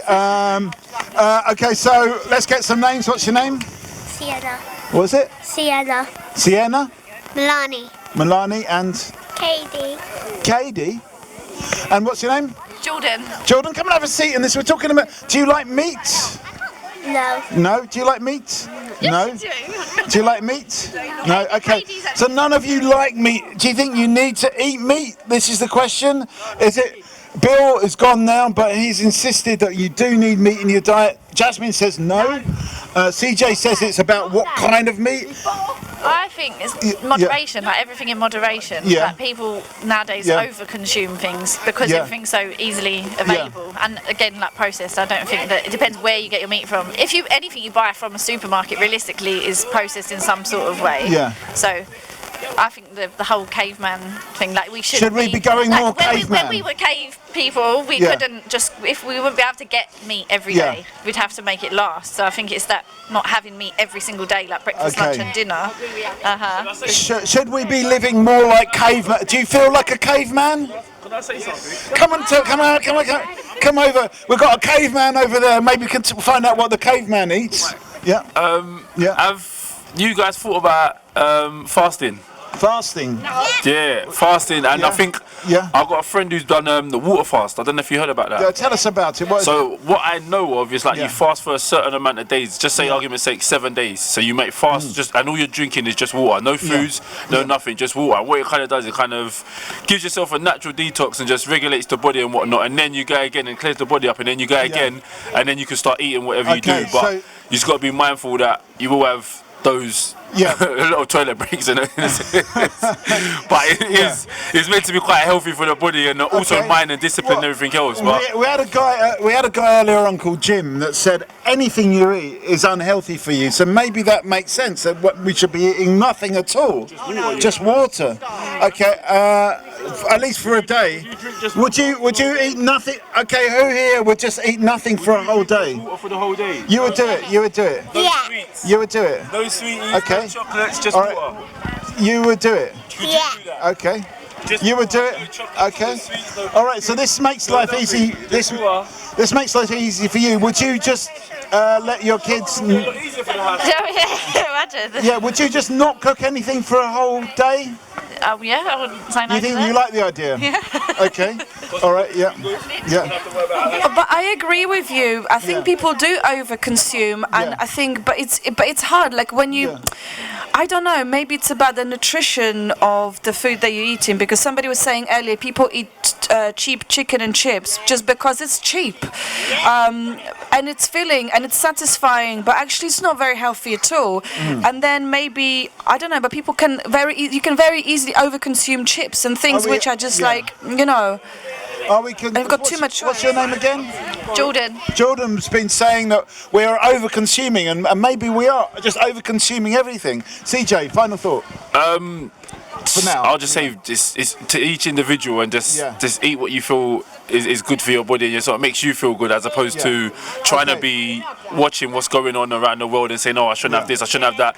If it works for you and your body, eat it. If it doesn't, and you feel like it's not doing you any justice, you feel sluggish and whatnot, then maybe consider changing things up. But unless either you way, are a slug, and either way, try. So what I would say is try and encourage some kind of exercise alongside eating in your diet, and you should be alright. Okay. It's just about balance. Yeah, so I'll leave you with I'm that. going to say before you go, tell us what you're doing today. Me, I'm doing activities now, so I'm trying to give the kids a balance. So I'm trying to give the activity. So whatever you do eat, whether it's fruit, whether it's croissants, I see things in there, whether it's lunch, whatever you've had, I'm going to try and burn a bit of your calories today. Okay. So we see how we get on. So the more you eat, the more you've got to work with CJ to burn it off. So if you want to do activities, look at that man over there. But if you're going to go, we want a final thought from you before you go. So give us a final thought. Are you willing to not eat for a day? You kind of said yes. Yeah. Yeah. Okay, we've got that on record now. Never, always hungry, literally. You're always hungry. Okay. Can you stay? I'm not pescatarian now, but when I was pescatarian, I would say that's the best I ever felt. Like, like I didn't feel heavy or sluggish, like you said, or anything like that. So why don't you do it now? No, I will. I just habit and ease, life of easily just picking things up. I think, Okay. And kids being fussy. They're not fussy, but it's just eat what the kids eat or eat the kids' leftovers. So you've got to adhere to what the kids want to do. Yeah. Okay. Hang on. Did we get your name? Nasuha. Would you not eat for a day? So as a Muslim, after 7 days we have to fast for I think 31 days. Right. So I'm going to try and do it for 5 to 6, so I won't drink or eat. For how long? From morning, so we have to wake up early before sunrise. Yeah.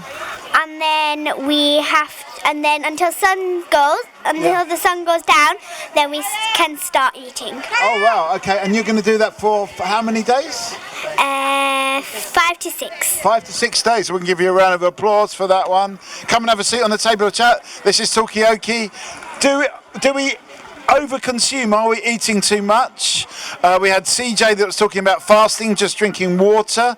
Nasuha was saying that she's going to be fasting for 5 to 7 days without food or drink in the daytime. We've got Jasmine over here. Let me just get some names. What's your name?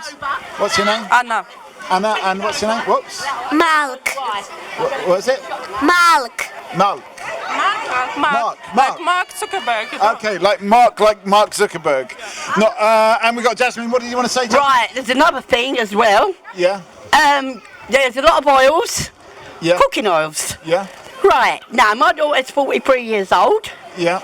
And she's allergic to one of the cooking oils. Right. Now, I mean, my point is, I don't know which one it is, I can't remember, but my point is, she's 43 years old, and she is shocked that she has to have special oils. Right. If it's cheap or if it's dear, it ain't right. So that's what I'm saying. Chemicals have changed because there was only one lot of oils that you used to use all our life with our mums and our dads. So this allergy has just come in recently.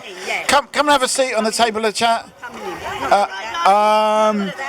Okay, so we're talking about, are there more chemicals in foods? We've lost Anna and Mark. I wonder, because CJ was saying earlier about this fasting or just going on a water diet, and I think drinking water is just very good for you. But I wonder whether we just need some kind of, better advertising. And for instance, could Bromley by Bow do an event which is free water for everybody?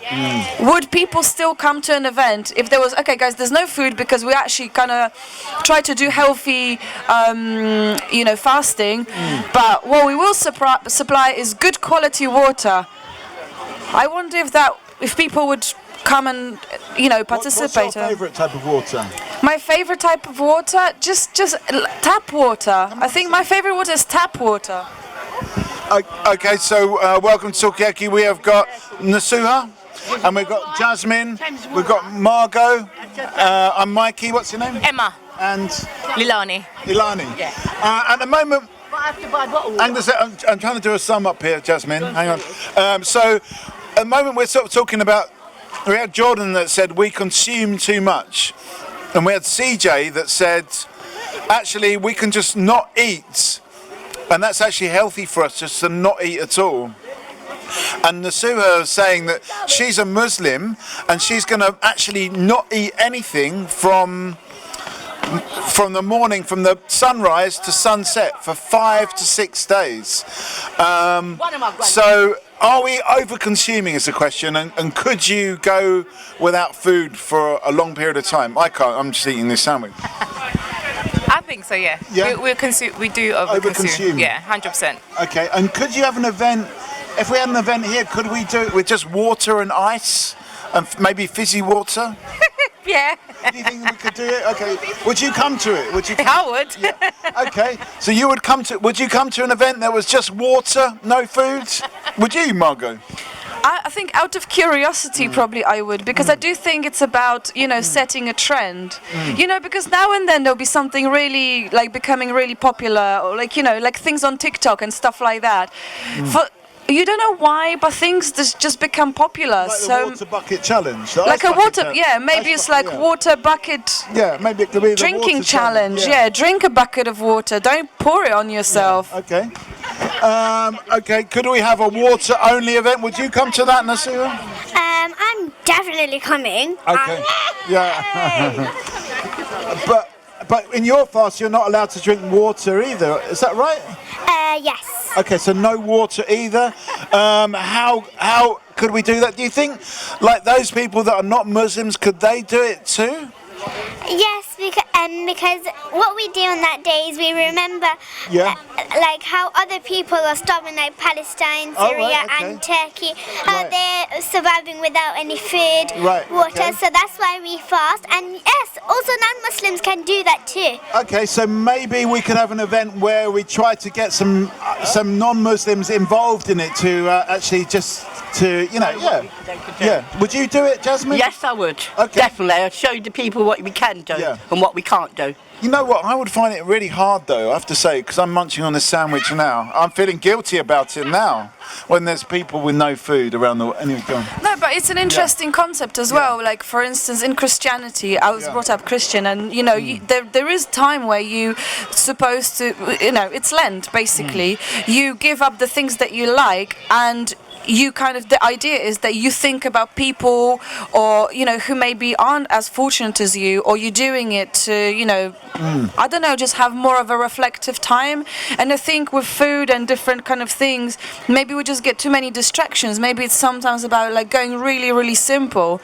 Maybe next Bromley by Bow Spring Festival will be just people standing in silence drinking water, just like go proper, simple. I don't know, but then I think maybe that would be just too freaky. I don't know.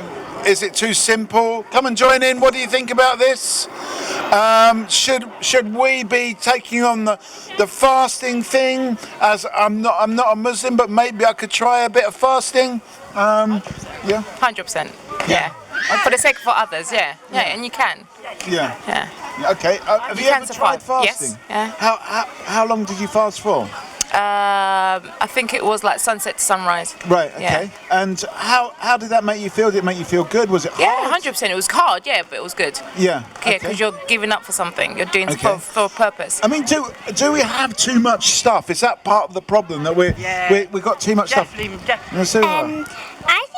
that like even if you want something, you have to think of the other people first before you want that thing. Right. So that's why you should try fasting. Yeah. And then think how hard it's to feel for the other people in the other world that don't even have that much food or water. Yeah. So I think it's a good thing to fast. Yeah. Okay, that's some really good points there. I'm going to give you a round of applause again for that. Where are we going to go with this conversation? Do we want to talk about fasting? Do we want to talk about like bringing some of these ideas to the wider community as well? Because I think it's interesting to hear about it. Give us a final thought before you go. Something to throw in. Something to throw in. Make it bigger. Yeah. Yeah, make it bigger. Yeah. Okay. What would you like to see here that isn't here right now? If we had an open checkbook. I've gone blank now. Okay. Well, think about it and come back. You have to come back now. Think about what we haven't got that we need. Where do we want to go with this conversation? It's kind of up to you, Nasuha. Where would you like to take the conversation? It's tough when you're on the spot, isn't it? Okay. I'm going to come to Margot. It's something that you said, Nasuha, actually made me think of this. But, I like this idea of thinking about other people before you think about yourself. And I wonder whether we could kind of, if it's a healthy thing to think about other people. And, because this is like slightly a healthy event. And I wonder, okay, so food is one of the things, but what are the other things that are healthy for us? And is thinking about other people and doing kind things to other people, is that part of being healthy? And could that be somehow represented? That's a really good point, Mark. Let me explain to you, right? There's a lot of people in the houses. I spoke to two of these lovely guys that do what they do here, and they're not allowed to go and knock the doors. I don't accept that because there's a lot of people in their homes that don't come out to this world, and if they come out and meet other people, I think it'd be joy to their heart. Okay. Because I'm going to say, Jasmine, I'm going to come back because I just want to involve these people. It looks like they might be shooting up, but we definitely want a final thought from Nasuha. But are you Nasuha's mum? Yes, I am. You must be very proud because she's explained lots of stuff, really, to about fasting and about thinking about other people, which has really inspired us. So you must be very proud. Yeah, I am. Thank you. What's your name? My name is Jamia. Oh yeah, that's right. Have you got anything that you would like to add to this? Do you think we could learn more about some of these ideas about fasting and how it allows us to think about other people that maybe haven't got as much? I think fasting is not just a kind of it has health benefits and spiritually as well. It's kind of beneficial to people. Yes, the spiritual side is to kind of contemplate on things that we don't have. So again, the mental well-being I was speaking about. She wants to go to the Sarah, we want a final thought from you before you go. Give us a final thought before you go, and well done. Thank you. What about this idea of being kind to people? Is that part of being healthy, do you think? Yes, it's another way of being healthy. Like helping other people can be like part of fasting. Yeah. So it's a good thing to help other people. Like when I went to Tesco with my mom. Okay. And I was trying to look for the right person, but I couldn't. But a man with crutches, he was very, very old, and he dropped two cereal boxes, and he couldn't get down. So I just ran to help him, and I picked the 2 boxes, and he gave me £1. So, oh wow! So it's nice to help, and then you got a reward for it as unexpected. Okay, that's really good. Thank you very much. We've got a new face over here. I see the word volunteer around your neck, but we're actually talking about, is being kind part of being healthy? And Jamie has also mentioned the spiritual side as well. Is that also part of being healthy? So these are some really interesting subjects coming on the table right now. What's your name? Hussein. Hussein, we've got Jasmine, we've got Margot and Mikey. Jamie, stay if you want to. You're welcome to stay and get involved in this conversation. It's a really interesting conversation. Like I said to you, Hang on, Jasmine, hang on. We're trying to get this. I'm trying to do. Unless you want to come in the middle and do that. No, I'm just, have you got a view on any of these subjects, Hussein? Like what she is trying to explain, because knowing your neighbor in a neighborhood, the way you live in next door, she's concerned. And what I pointed out, even when you come out here and you say you're not supposed to knock your neighbor's doors and everything, absolutely right, because you have to maintain some other people's privacy. But when you come to a place like this, when you can see each other, it's like a confidence building, you get together, you know each other, then you can open your door. So you're saying it's more like, rather than sort of harassing people, banging on their doors, just draw them out kind of thing. Okay, we've got a new face over here. Hang on a sec, Jasmine. We've got Hussein, we've got Margot and Mikey. What's your name? Rafi, that's right. And are you going to say? Yeah, no, but this is the question. Like, how do we? What is healthy? Is staying healthy for your mum a good thing? Is like, do you have to stay healthy because that's a good thing for your community, so that you can go and lift heavy shopping for your neighbor? Is it, can we make health a priority because it's good for other people? Me being healthy is good for the community. Yeah. So in a way, what we're saying is health isn't just about individuals; it's about the community as well. Okay, let's just bring this to Rafi. Rafi, we were earlier on. Have you got a mum? Yeah. Yeah. Are you worried about your mum's health? Do you think about your mum's health? No, I'm going to go for that. Mate, I mean... I don't agree with what you're saying. I think you're right. Yes, it's midday. Yeah. That's the thing. I was saying, give us a final thought before, if you're off. Yeah. What I want to say, that people should be coming and joining us. We have to encourage people to come and join in this kind of activities, so we know each other, and our heart will be broadened, our doors will be open, so we can solve this problem for once for all. Yeah. So we have to have like a confidence building inside the community. Absolutely. Thank you. Okay, finally the bell stopped, so we were at 12, we're at 12. I'm going to sum that back up, because come and join in. Yes, that's you, yes. We have got Rafi, we've got Jasmine, maybe Hussein, you could stay for 2 minutes just to help us out here. We've got Margot. Tell us your names. Mark. And? Angers. Okay, so we've got Rafi, we've got Margot, we've got Jasmine. We're talking, and we've got me, Mikey. Yes. So some of the things we've been talking about have been, it's been quite an interesting journey, because we've been talking a lot about health. It's a kind of health-based event, so that's come up a lot. But we sort of started talking about, first of all, about over-consuming. Are we over-consuming? And then somebody else said, we should actually be fasting. Then we heard a little bit about the Muslim side of fasting, and how it's also about thinking about other people. And then we started talking about kindness, and is kindness actually part of being healthy? And then we're really talking about, is health actually an individual thing, or is it more about community? So that's where we are right now on this. I mean, I'm just kind of thinking about this thing about staying healthy, but not for my own sake, but for other people, because that's just really messed with my head right now.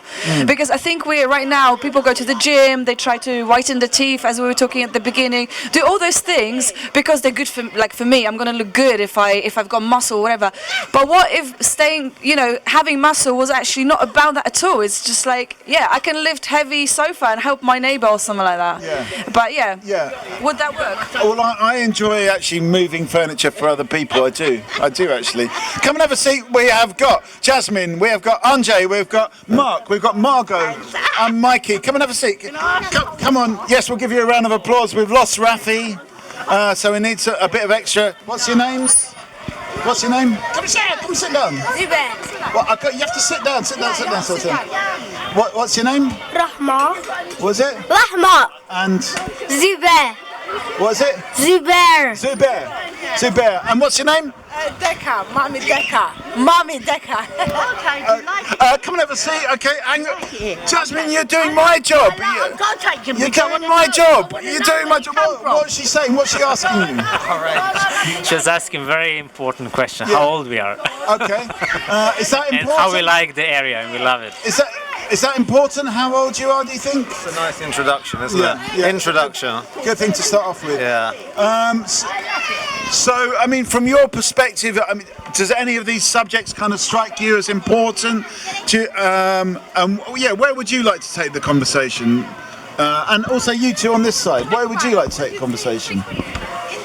Wait, any conversation? You could go anywhere with this, yeah, it's up to you. With mental health? You talk about mental health, okay. What would you like to say about mental health? Eating healthy stuff and doing activities rather than playing games and watching screens for 24/7. Is doing activities better than playing games? We're talking about mental health. Maybe we could combine that with this idea of community health. Do you feel? So come on. Yeah, I agree that mental health is really important, and it's. I think we have a kind of crisis of mental health, and there are many things that we can do, and I think one of the things is this community events. Yeah. Okay. What do you mean there's a crisis of mental health? I don't know. We were just discussing earlier. I think it's like the way of living. Yeah. Like that we are more. Isolated, individual way of life. Yeah. But community is really important. So it's like. Yeah. And we discussed, what brings to the health. I think it's really important. Yeah. That kind of, the feeling, the things that bring to, the belief that we believe in certain things. Yeah. I think that's very important. Okay. How we feel, like how happy we are. Okay. We saw inside some mapping activities of the happiness in the neighborhood. Okay. Seeing this, I think it's quite a happy neighborhood. Okay. Is it what? Sorry, hold on. Did you register in here to get your? Yeah, good on you. Okay, because some people don't know. Okay. That's why I feel it's wrong because the park is here. Okay. Everybody's coming into the park, and people don't know to register first. Yeah. So someone should be out here to say, "Can you register?" I'm one of these. So once again, there's some community activity from Jasmine. Okay, so we're talking about community. How important is community? And you talked about belief as well. We actually had a little bit earlier on. We were talking about that as well.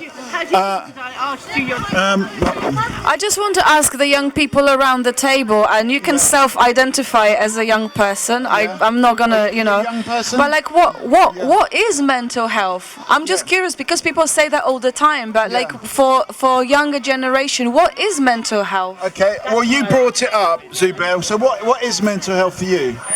Mental health is healthy stuff, and you have to stay doing activities and not going on okay, I don't know what to say right now. Okay, what's your name? Maida. Maya, do you have good mental health? I don't know. You're not sure, okay. Can we find out if Maya's got good mental health? Do you know anything about it? How do we find out? How do we know? Maya over here. Oh, she's got a... Maida, sorry. How do we find out if she's got... Ask her. Well, she didn't know, though. No. Well, you can ask her if she's... what she does that makes her happy. Okay. What do you do that makes you happy? Do you do anything that makes you happy? Face paint. Face paint, okay. You've got the unicorn look now. Does that make you happy? Yes. Okay. So, are you generally feeling good? Yes. Does that mean that Maida's got good mental health? Yeah? Yeah, I believe her. She's happy. Okay, so you think yes. Okay, so... 5. Okay. I've got a question about unicorns, actually. Yeah. Do unicorns have good mental health, or do they get sad sometimes? Okay, do unicorns get sad sometimes? Yes. Okay, what do they get sad about? They have no colour. Okay, because unicorn, they're kind of white, so they're not very colourful. Okay, so they're, in a way, they've got a bad, poor self-image because they look in the mirror and they just see white. So that unicorns can be sad. You got what's that? I think unicorns need a holiday. Maybe they need a holiday. Okay, so that's what Dr. Mark recommends. Holiday. Would that make the unicorn more happy to go on holiday? Going on holiday? I forgot everything you said. Okay, well, I can read. It's okay, because I can. If I get the right button, I can recap. Okay, so we were talking about. We were talking about.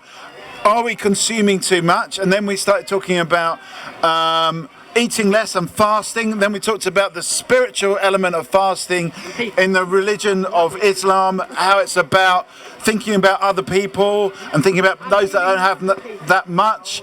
And then we started talking about being kind. Is kindness important to mental health? And then we started talking about the community. Are we healthy as one person or healthy altogether? Then we started talking about mental health, which Zuba brought up. And then we talked about your mental health, and then we talked about unicorns' mental health. And unicorns can be unhappy sometimes. And then Mark said, should unicorns go on holiday a bit more to be more happy? And that's where we are right now.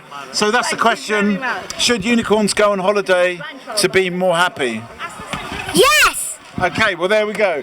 All right, so... Can I ask, I forgot to tell you, when I was round here 35 years ago, 40 years ago, I feel a lot of children don't go, well, they do now, but before, they were scared of animals. And we did bring little animals into this park, meet little rabbits and little other things in here to get the mums to bring the children in to get used to the animals.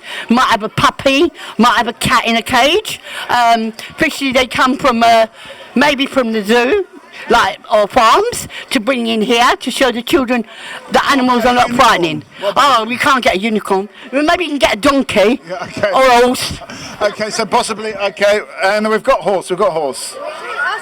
Anyway, what do people think about that? Should there be more animals in this place, and what kind of animals? Will that help? Have you got a point? Have you got a response to that, Anjay? Or not really? No. A point over here. I've got a point, because people were saying earlier about eating meat and not eating meat, and I wonder if we got a lot of animals in here, is that going to encourage people to eat meat, or actually quite the opposite? Are you a real doctor also? Oh, damn it. No, because I wanted to... because there were some questions on the table. Is eating meat actually healthy? Is eating dairy actually healthy? Because we just didn't know. Oh, okay. You know about that? We're talking about... Do you know about health? Are you a health specialist? Well, I'm not a health specialist. But you know a little bit about health. What do you think about eating meat? Is it healthy, unhealthy? I think we definitely need to limit how much meat we consume. Yeah. Okay. So I think probably vegetarian diet is healthier. And what about the thing about animals? Are animals good for kids if they're alive? That is. I think if they're alive, they're very good for kids. Okay. For mental health. Is there any particular animal that's good for mental health? I think horses are very good. Horses. Okay. Well, hang on. Okay, so we're talking. Would you like to see a horse if you can't see a unicorn? What do you think of horses? Horses are similar to unicorns, but they're not like white and purple and pink and blue. Okay. And they don't have any horns. Okay. Too bad. But would you be happy to see a horse rather than a unicorn? No. Okay. Horses, I see them almost every single day. Okay. So I want to see a unicorn. You want to see I a will unicorn? fly to Jupiter to see a unicorn. Okay. All right, so a horse won't do. I'm sorry. That's. What about a donkey? Have you seen a donkey? Do you know what a donkey is? Yes. Yeah. It's smaller than a horse. Would you go on a donkey and donkey rides in the park? Jose. Okay, and we've got another. What's your name? My name is Deka. What's it? Deka. Deka. So we've got Mark, we've got Anjay, we've got Jasmine, we've got Deka, we've got Zuba, we've got Maida. What's your name again? Rahma. And I'm Mikey. Mikey, yes. Yeah. Okay, so where are we going to take this conversation? Where do we want to go with this conversation? Yeah. I want to talk about space. You want to talk about what? The space. What do you want to say? Zuba can do it. He knows a lot about space. He watches a lot of videos about space, so let's Zuba start. Space? Yes. Let him talk about space. Have you got are you interested in space? Yes, a lot. What do you want to say about space? There's if you're thinking about that, there's only one solar system and one galaxy. There's actually millions of them. Millions and billions, or just millions?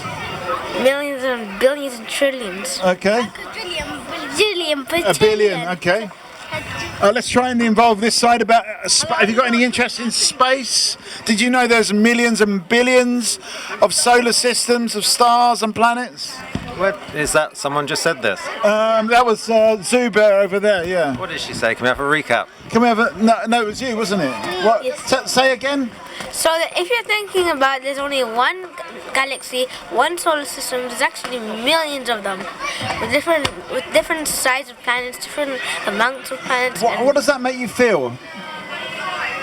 I have no idea. Do you feel like overloaded by that, having that many planets, or do you feel like excited about it, or a bit of both?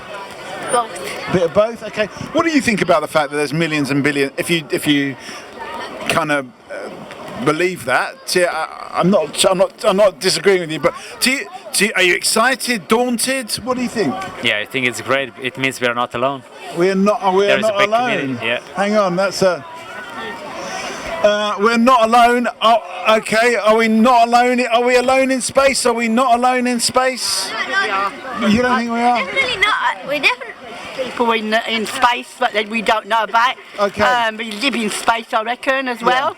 Okay. Because you hear zombies and God knows what on the telly, so I think that's what people are living in space, making a life up there. Okay. Because if you've got on the telly, it has to come from somewhere. Okay. We didn't make it. Okay. We didn't make the zombies. We didn't make the monsters. Okay, so, where does all this alien stuff come from? Oh.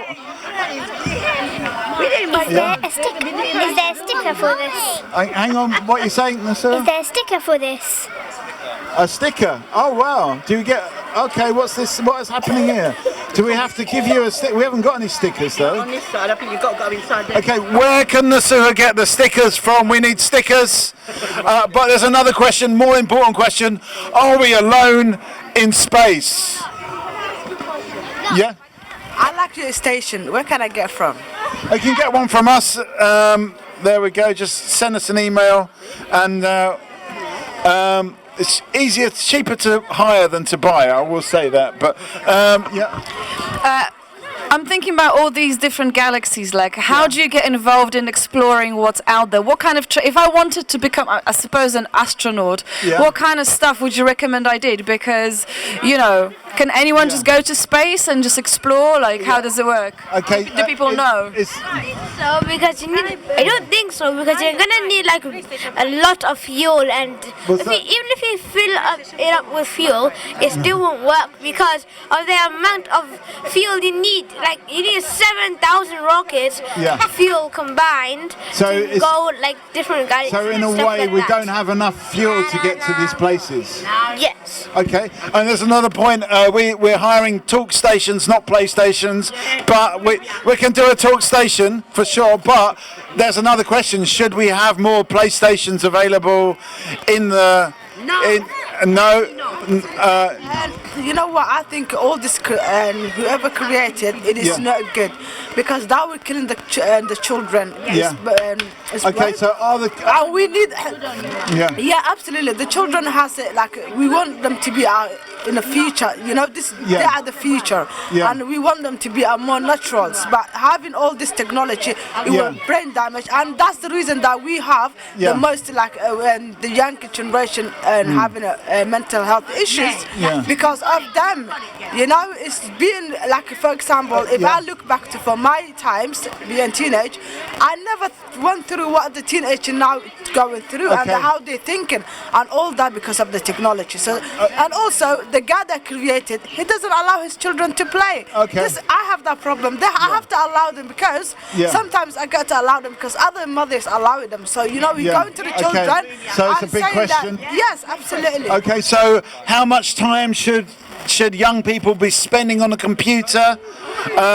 Is it okay? Let's go. I'm going to go around and get I want to get a time between 0 hours and 24 hours per day. All I want is a number.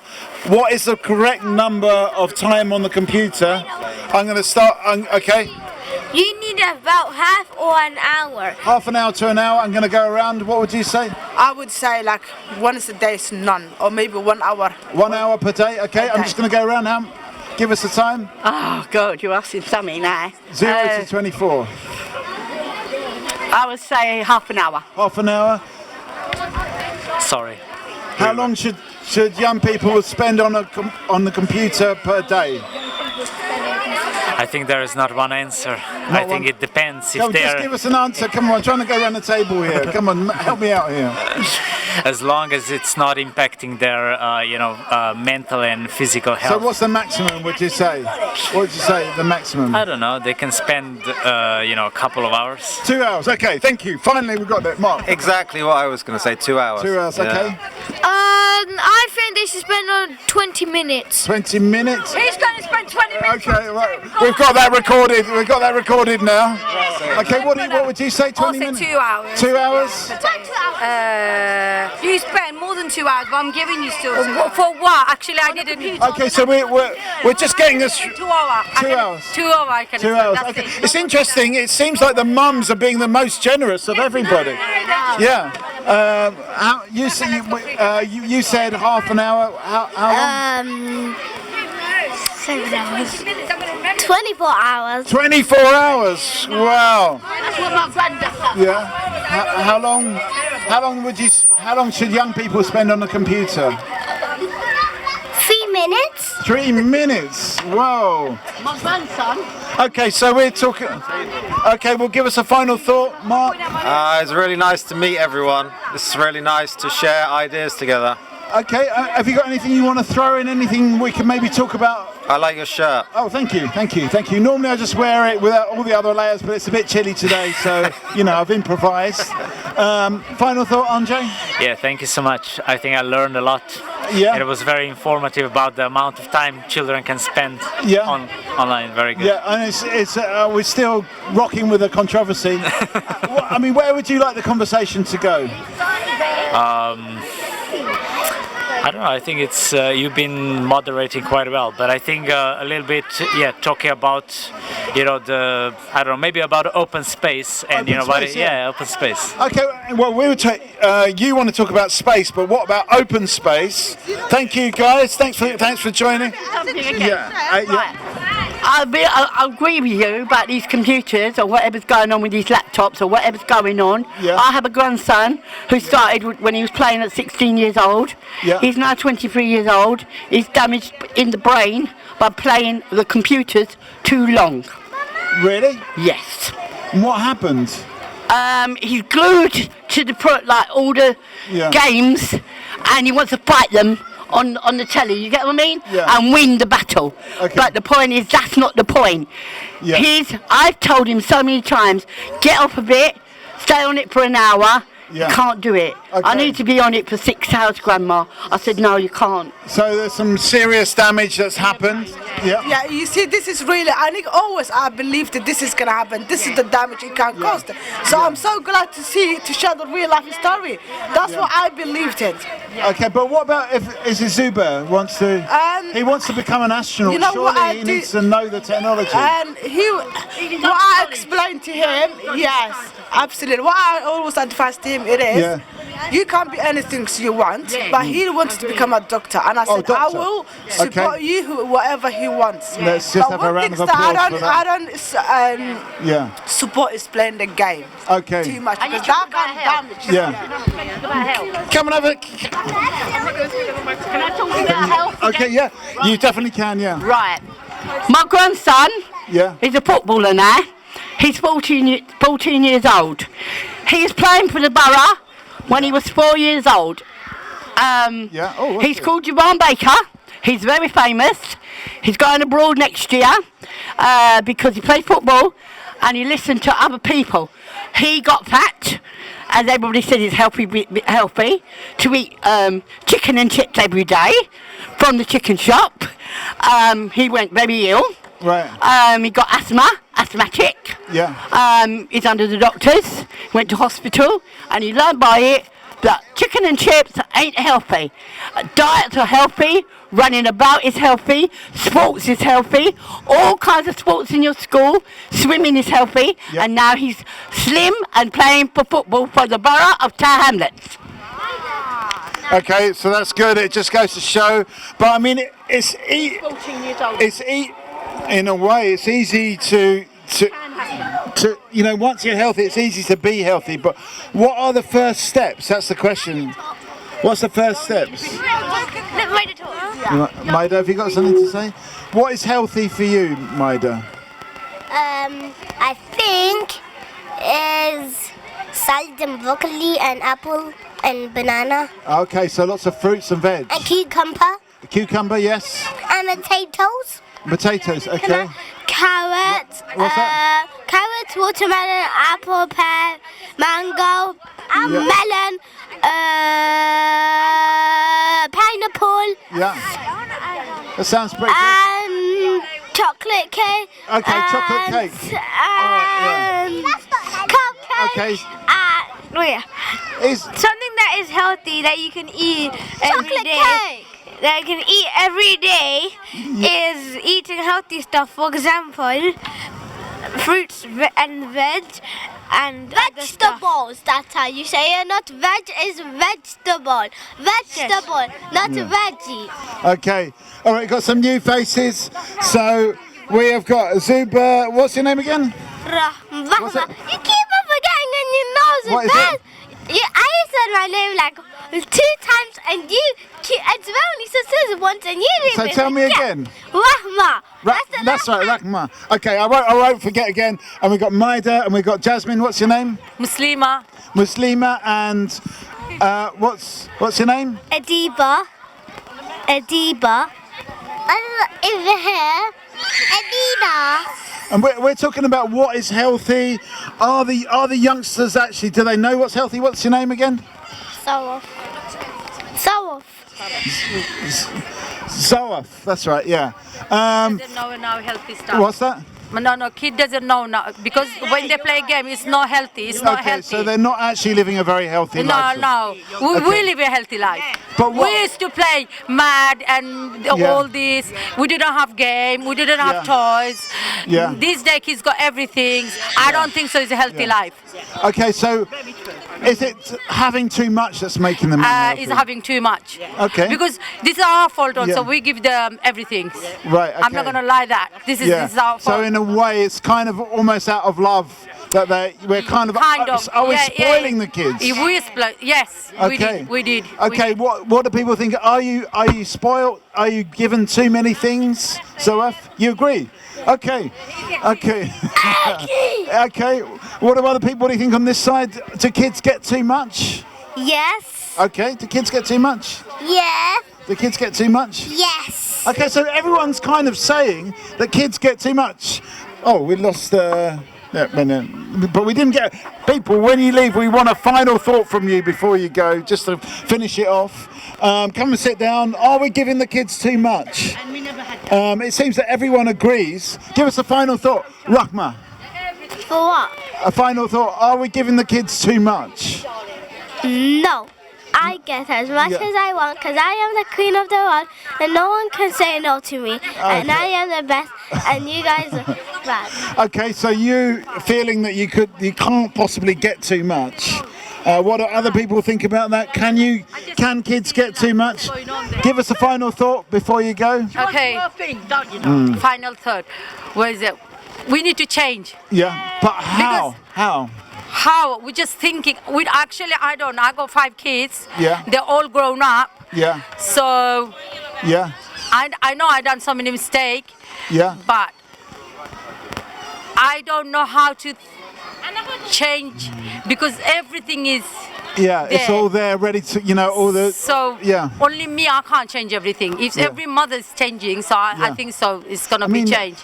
In a way, we need to find a way to help the mothers to, in a way to be meaner to the kids, to give them less, because everyone's saying the kids are getting too much. I mean, mean, but how, like, as a parent, like, how do you say no to a child? Do you just go like, the child says like, I want this, you go no, or do you find like a nice way of saying it? How do you set boundaries as a parent to children?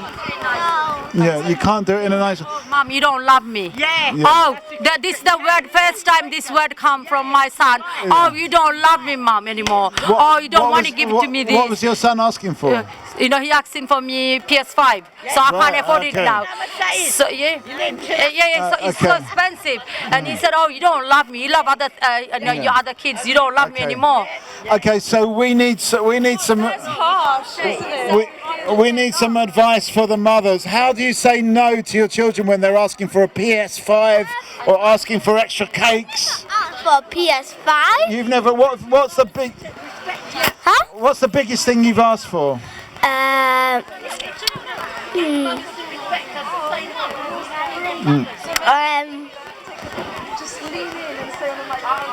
come. I asked her iPad for my birthday. An iPad? And then I asked her for another iPad because mine broke mine. Okay, so an iPad. Is that? All right. Give us a final thought. You know what? We need to build a confidence of the mothers, barbers, everybody in this park, because we want it to go on every month if we could do it. Because we done it 35 years ago when everybody's coming out of their shells and joining one another and meeting other people. That's my say. Thank you very much. I belong to Bow area and I've lived here all my life. Thank you, Jasmine. Thanks for giving your energy to this. So it is about the confidence to say no. Any mothers around here? What's your name? Obas. Abbas. Yes. Obas. Abbas. Come and sit down, come and get involved in this, because one of the things we're talking about right now is that kids are asking for all kinds of stuff that's not necessarily healthy for them, like an iPad, I'm going to come back to you in a second, Rahma, like a PS5, but the mothers, they love their children, so they want to give them all this stuff, but it's not healthy. So the big question right now is, how do you give the mums the confidence just to say, no, you can't have that?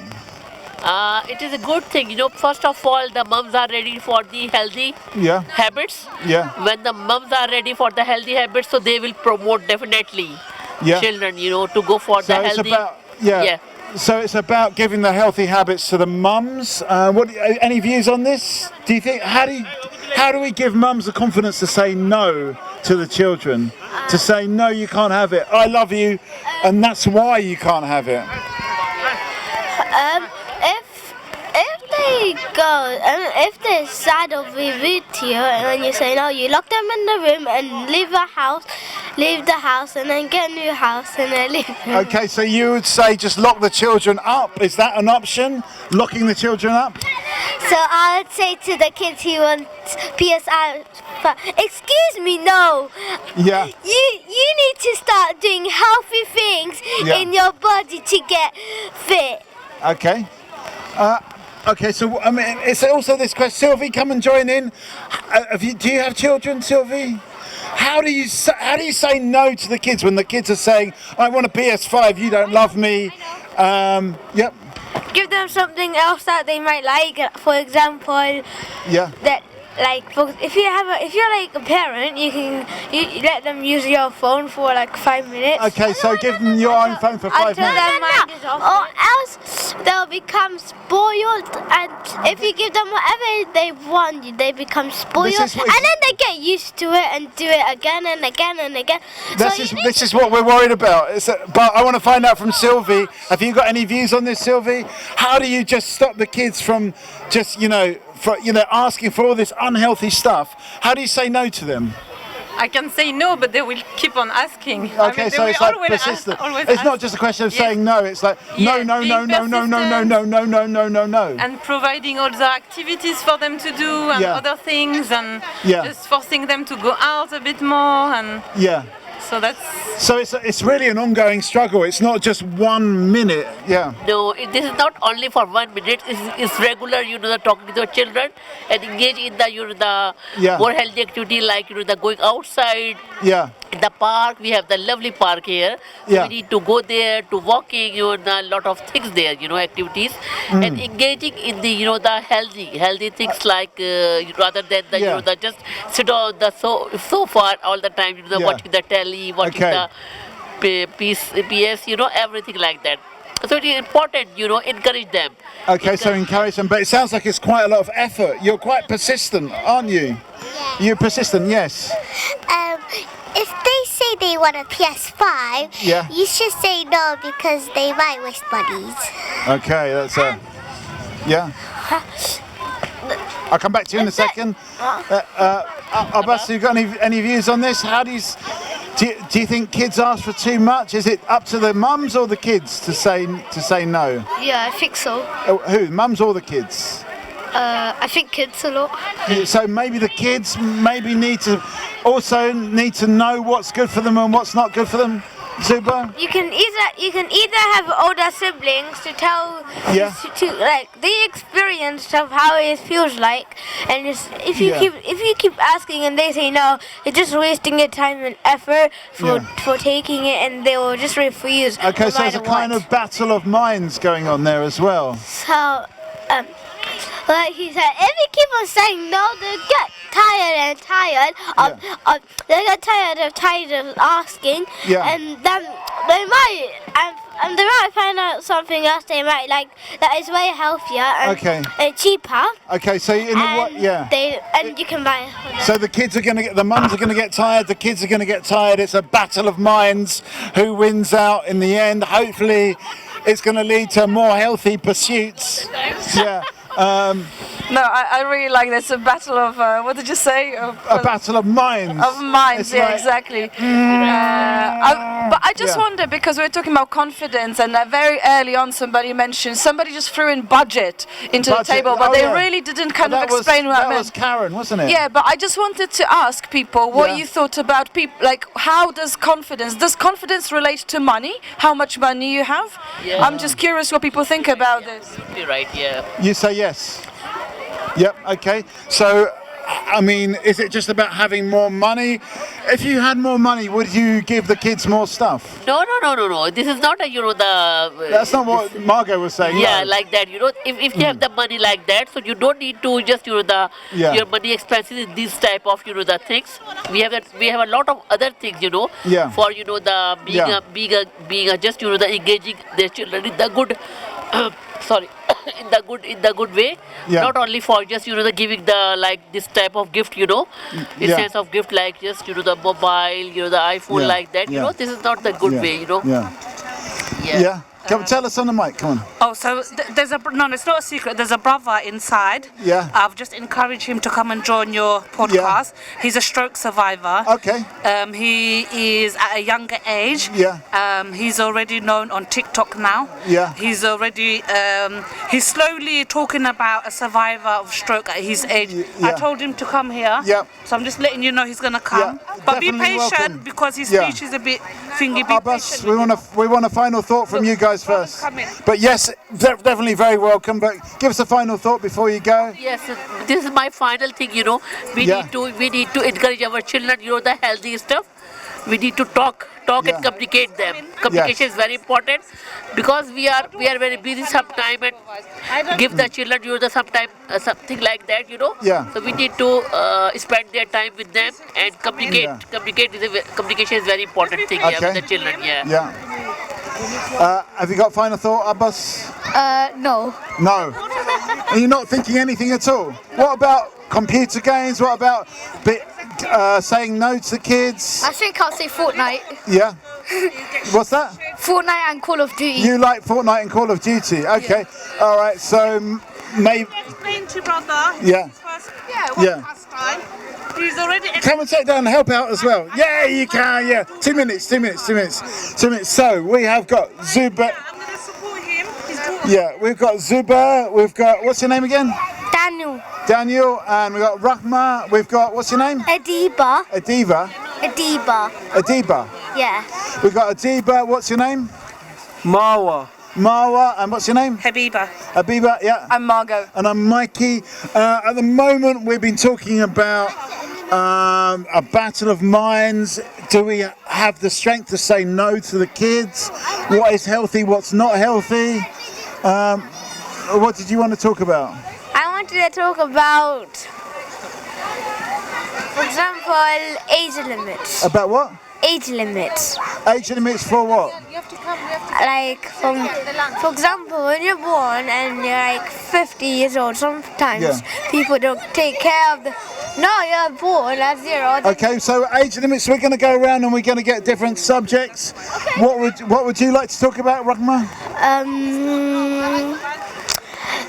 Stop using the toilet for so long, like Tibet just did when I was about to leave. Okay, are people using the toilet for so long? I want to talk about resilience. About what? Resilience. Resilience, okay. No, I think okay, hang on. Marwa, what would you like to talk about? Hi, I want to talk about people, young people that have had strokes, right? And that have had strokes, and what I would like to share a message to everybody that have had stroke, that there are services out there that really help. So just in a nutshell, I had a stroke at the age of 40. I was a happy-go-lucky person, and in a heartbeat, my life just changed completely. I'm disabled now. I need help, carers to help me with everyday mundane things, like even like going to the toilet, eating, dressing, everything. I need help. But so that's basically so raising awareness for people with stroke, to let them know that they're not on their own, and there are people out there that really help. And in my brain there are vessels. Who knows what a vessel is? No. Okay, what's vessels, arteries, the vessels in your brain, really tiny vessels. And one day, one of the vessels, it burst. It burst.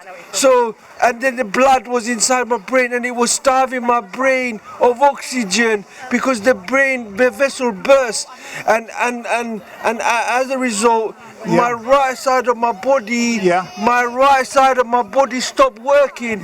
So I can't do a lot of things with my right side. I can't walk. Young lady, you have a question for me? You can ask me a question. I have my last thought. Yeah, you have your final thought. Remember to be resilient and confident, and never give up. And try your best. And what does resilient mean? Resilient means be confident and never give up. Okay, so I mean that's definitely something that you've done. You know what I will say to everybody is thank you very much for your kind words, and you know what, I'm not going to let this stroke defeat me. I'm going to fight it. I'm going to fight it. I want to fight it. I'm going to get over it. You can do it. I mean, you are doing very well. You are an inspiration. This is the brother that I've been watching, and I said to him, I said to him, have you known Marwa for a long time? I've seen him on my social media platform where he is raising awareness, he is raising charity, he's making sure all the young people between the age of 25 to 30 know, because these people are isolated, thinking stroke only happens to older people. And he is a survivor, he is a fighter, he's got very good family support, and like Marwa is saying, get the help, get the support, don't be shy. Don't be shy. You know, some people they shy away from things. There are services out there that really help. Take advantage of the services, you know, that will help you. Don't give up, and don't give up. The thing is, the stroke is a really nasty disease. But if you can fight it, and you can fight it every day, you know, you will win. Nothing is impossible in life. Even the word impossible, if you break it down, it spells I'm possible. I am possible. So everything is possible. We can do that. Young lady, you have a question for me? There was a question over here from Decca first. So, first, thank you so much for sharing for your story. It's very inspirational. But I want to ask you, what caused it? What can we prevent it? Like, what can you give us advice? Is there anything we can do to prevent stroke? Yes. Number one. Number two, what I want to say to you, congratulations, being brave. And you know what? One thing, yeah, living except for your present, forget about the past, except for your present and your future is the power. Like, exactly, you accept for your, thank you. Okay, so there's a few questions. Let me just get names. So we've got Deca, isn't it? We've got Margot, we've got Jasmine. What's your name? Yasmin. And what's your name? What's your name? We'll come back to you on that one, Marwa. The lady asked me a question. How can you prevent strokes? Yeah. So basically, what you need to do is you need to look after yourself. Make sure you go and exercise every day. Make sure you eat the right things because that will help your blood pressure be at a normal level. Because you know my vessel burst in my brain. The pressure in my brain was so much that the vessel burst. Right. So basically, you have to eat well. Yeah, you have to eat well. Because it has a stroke is caused by high blood pressure, cholesterol, all of these things. Now we are the people, the black and ethnic minority people are it's very difficult to because of the diet we're on. Yeah. So it's important that we eat the right things, eat the right food, and make sure we exercise, and that way we can prevent strokes. And you know what? I'm quite young still, 40 years old. You know, strokes are associated with people that are 60, 70, 80 years old. No, it's not. It's not. People of age of 25, so I have a lot of issues that are with me at the moment because of my stroke. What was the second question you asked me? I forgot because I have memory problems as well. No, so the first one was about prevention, but then the second one was about this. What was it again? No, actually, it wasn't a question. It was like, except for your present, except for who you are now, that will open the door. And I'm so happy that you share with your story. You're absolutely great, and you are strong. Exactly. You know what? If you would be in the house and stressing about what is happening, you wouldn't be here today and give us advice. But today, because that makes you stronger, and you show to us if anybody happened to, still you can live with it. Yeah. It's happy way. Always there's a positive. I mean, it's funny. We had a young girl talking about resilience, and that's her final thought was about we need to be resilient in this life, and I think that's, you know, you're the embodiment of that. You're just bouncing back. I know this brother. We met last year, was it? Yeah. At our children's friends' birthday party, and I've seen a complete different person, and I just wanted to praise him further. I know he's been praised, but to be here with his children is such a big deal. Often there's a lot of mothers here with their children, but it's really outstanding to see a father being here with his daughters. Exactly, and he does deserve a round of applause. And I think, I feel like that's really important. Yasmin, that's something that's come up before as well, is about the amount of pressure that is on mums, especially when we heard about kids asking for PS5s, for iPads, for this and for that. I mean, it's probably also pressure for the father as well. How tough is it to be a parent in this day and age when the kids just want all of these different things? Well, I'm a very proud single mother of 2 very young children. My daughter is 4, my son is 3.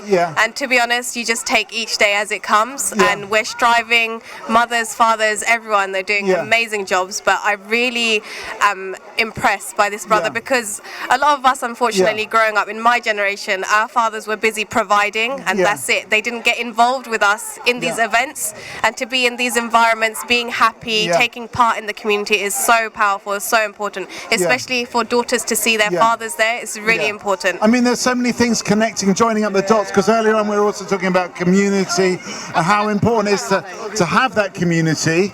Where do we want to take this conversation, Margot? Maybe you can... I mean, like, again, just thank you again for sharing your story. My cousin, he was 16 when he had an aneurysm, knocking him out, and then he had a stroke after after that, and doctors were saying, he was 16, and doctors were saying, it's game over, mate, this is not going to work. But his parents shown so much resilience, and they sought help. The guy is like fully back at school. He's doing everything that he didn't, you know, that he has done. Obviously, he's got the disability now, but it just made me think of this question of resilience. Yeah. Can we build up resilience without having like difficult things happening in our lives, or we all need an experience that really shakes us to build that confidence and resilience? Okay, so there's confidence, there's resilience. How do we get that confidence and resilience? Do we need something bad to happen to us? Is it something we can have beforehand? No, we shouldn't wait for something to go wrong. Fix it at the beginning. Fix it at the beginning. You know, it's very important. And you know, one thing I would say, I always say this to everybody, it's slightly off topic, That's fine, that's Talkaoke, that's what it's all about. You know this, my walking stick here? My walking stick, I absolutely love my walking stick. And what I would encourage people to do here, in your family, everybody's got elderly people, get them this stick. And the reason why I always say get them this stick, because it's so beneficial, this stick. It's quite expensive, this stick, for a stick. What's so good about this stick? Because so it's very sturdy. I bought sticks, I bought so many sticks. I bought 5-10 sticks, and I couldn't find one that was suitable for me until I got this one. Until I got this one. It's called Rehand, but it's about £60 on Amazon. Now £60 is like buying a pair of trainers that's 150 quid. It's expensive for a stick. Okay. But what I would say to you guys, if you got elderly people in your family, buy them this as a gift. What's it called? What's the name of it? Rehand. Buy them this as a gift, because it's very good. You know, there's no reward in buying a stick, you know, for people, and people don't think about these things. It's just a bloody stick.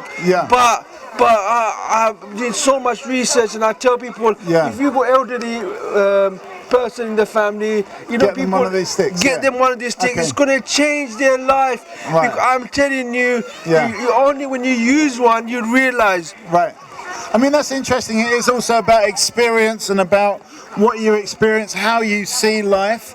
Was there a point from... No, it just made me think like walking, something that we take for granted so much, but actually life, just in general, is an extreme sport, you may say, because, you know, there's so many different obstacles and so many things to consider. We need the right kit, and be it a firm, you know, like a good quality walking stick, be it like a good kind of mental capacity to deal with difficult situation, you know, all these things. We just need the right kind of sports equipment to live life as an extreme sport. Okay. You've got. Would you like one? You've got a crutch there. I got a crutch. Would you like one of these sticks? I've got one. My son's got one of them. Very good. They're brilliant. They help him balance his body. Because he was in a very bad accident 5 years ago in Bromley, over in Eric Street. Very bad. When I say very bad accident, he's lucky to be alive. And how did he deal with that challenge of suddenly... The challenge of him was that he doesn't class he's a disability. He is a disability. On his life, because he's a metal man. He's got all metal in his body. Every direction. Okay, so in a way there's a question there, maybe we can talk about that. What does it mean to have a disability? Is it the right way of talking about it, Zuba? It would be more nicer if someone like talked about another subject. What would you like to talk about? I didn't want to talk about anything. I wanted someone to choose. What's that? I wanted someone to choose. What did you say? I don't know. What did you say? I said... Yeah, that's better. I want someone to choose a subject other Can than someone me. else choose a subject? Is it too difficult, tricky a subject? Come and sit down. Maybe you've got a subject for us. You smell like an old donkey. What's that? You smell like an old donkey. Okay. What was the question? What's your name? Sappho. Was it? Sappho. Sappho, hang on a sec. Hang on. Yeah, let me just get a final thought from Marwa and then I'll come to you. Thank you very much, guys, for listening to my story. I really appreciate it. Let's give Marwa a round of applause. Yeah, thank you. I'd just like to say I raise awareness for stroke victims. So I'm on TikTok. I've got quite a large following on TikTok. What's your TikTok? Marwa.udin. Marwa.udin. MARWAR.udin. UDDIN. Stroke survivor. Okay, cool. Follow me on TikTok. I raise awareness for it. Just before you go, Marwa, what about this question about disability, ability? Is it a tough subject? Is it kind of? How do you talk about it? It is as tough as we make it. Right. You know, we should teach our children. We should teach our children about disabilities. You know, don't leave it too late because everybody's going to get disability one day or another. Teach your children about disabilities. You know, it's very, very important because a person with disabilities, they're still a person. They still have feelings. They cry, they hurt. They talk. So it's important. We teach our kids. You know, if something goes wrong, we dial 999. All the kids know that. Did you know that? Dial 999. But it's important that we teach our kids about disabilities. Disabilities. Thank you so much, guys, for listening Thanks to me. so much. Thanks for coming out to talk. Thanks for coming out to talk to us. Have you got a point there, Yasmin? I would like to speak to the young man, but he's gone. But any other young listeners? Any other young listeners regarding this topic about disabilities? I mean, you never know what can happen to you, when it can happen to you, and you never know what person in your family, extended family, could be suffering from something that could lead them to be in a position where they can't use their limbs as they used to before. And also, disability isn't always visually visible. So we should be aware that, you know, these things are normal. We shouldn't make it as something that's negative. Some people are born in certain ways and that's their life, and the more we know, the more we are able to respect each other for how we are. Let me get a final and a beginning thought from you. What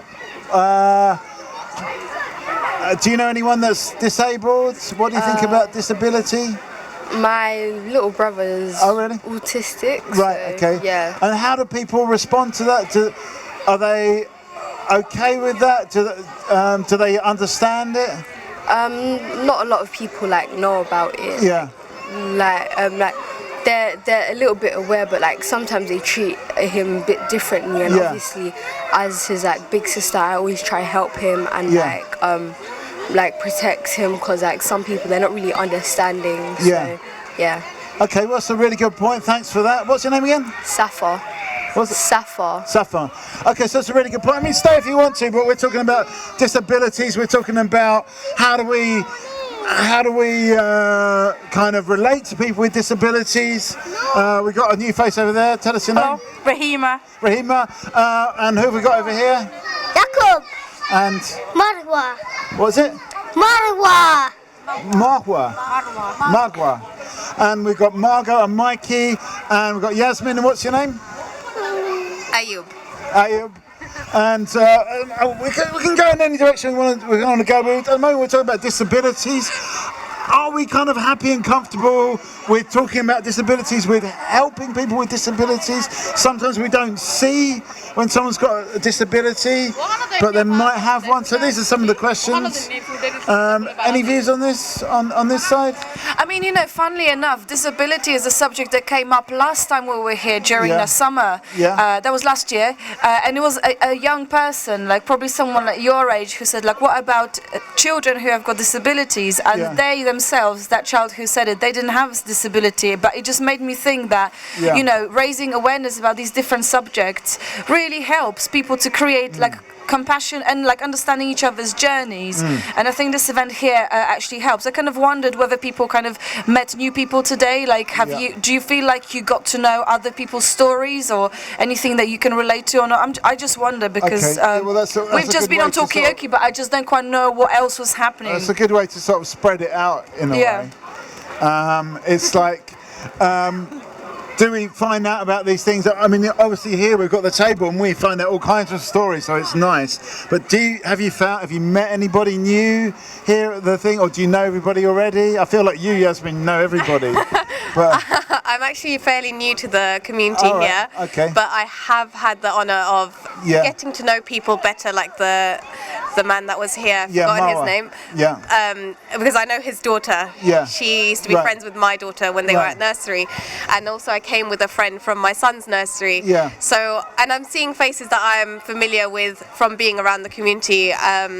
But yeah, it's a lovely way. This is my first experience of something like this. It's a lovely way to get to know the community better, and it makes me feel like I want to do more. And like this has made I want to. What kind of things do you want to do? I just want to be involved in stuff like this. Like any way that I can, I'll be speaking to the organisers later on. I'm sure I'll be looking at the leaflets, seeing how I can be involved in the summer or whatever's going on in the future. I'd love to give back to the community that I've been around and I've benefited from, and my children have benefited from. And I think people take that for granted because I came from Norwich, where there isn't much of a community where I was. So to be in places like London and have like this community feel is really special to me and my children. I mean, one of the things we've been saying earlier on, well, I say we, not me, but other people around the table have been saying there should be more busyness like this, more activity like this more often. Especially after the winter that we've had and the way everyone is depressed. Like me, myself, I've been so down. And to see people together, it really brings out the good in everyone and lifts your spirits, and that's really what we need in these cold days. Getting closer to spring, get us in the mood of the year.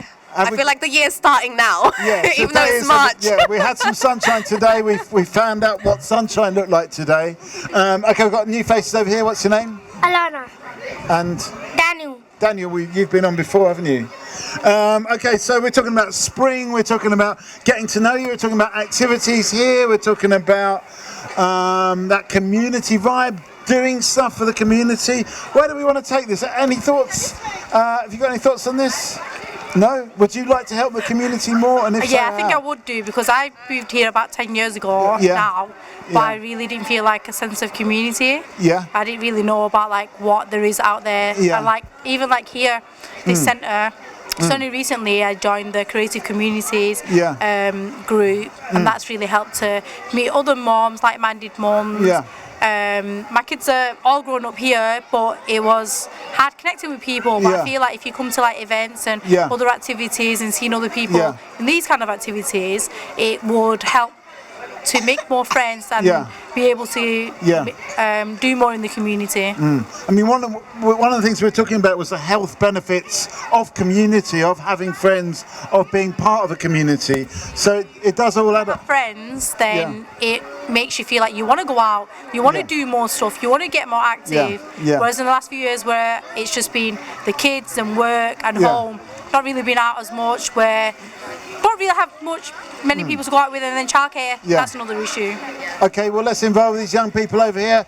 How important are friends to you, Daniel? Very important. And why are they important? Because they help me and they're respectful and kind. Okay, so it's that kindness again. What about, do you have friends, and how important are friends if you do have them? Yeah.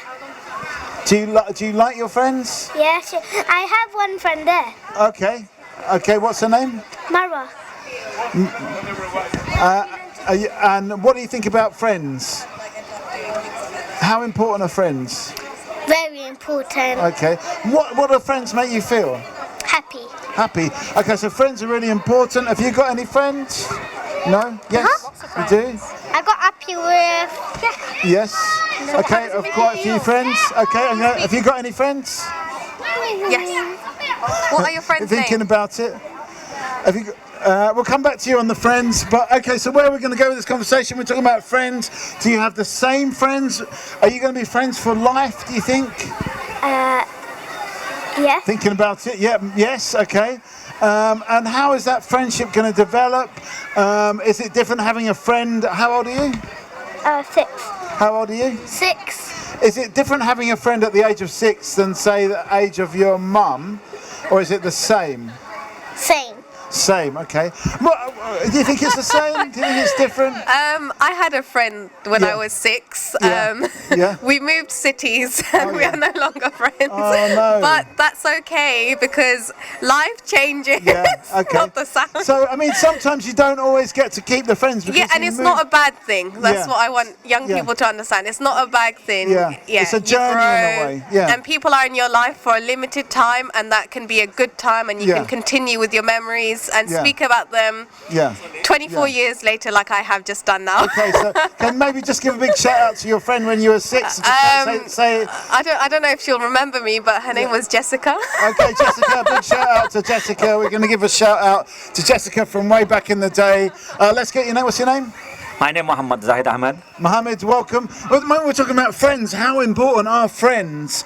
And it seems whether you're 6 or 26, you need friends, but friends change, and maybe you won't have the same friends when you are 6 as when you are 26, or when you're even older, like me, 49. But how important are friends? What are friends doing for you? And let's shout out some friends, maybe some older friends. I mean, you said you moved here 10 years ago. Did you have friends that you left behind? Yes, lots of friends. Where was that? Manchester. Manchester. So, do you want to shout out any particular friends you had in Manchester? Lila, Jahida, Dahlia. We're going to just give them a shout out. I mean, probably we only get about 30 views on YouTube when we do this, so it's unlikely they're going to be watching this, but we still can shout them out. How important are friends, and does the sort of function of friends change as you grow up? Yeah, I feel like when you enter different chapters of your life, like getting married, having kids, it can change the dynamics of your friendship, but if you have a strong foundation of your friendship, you can still maintain.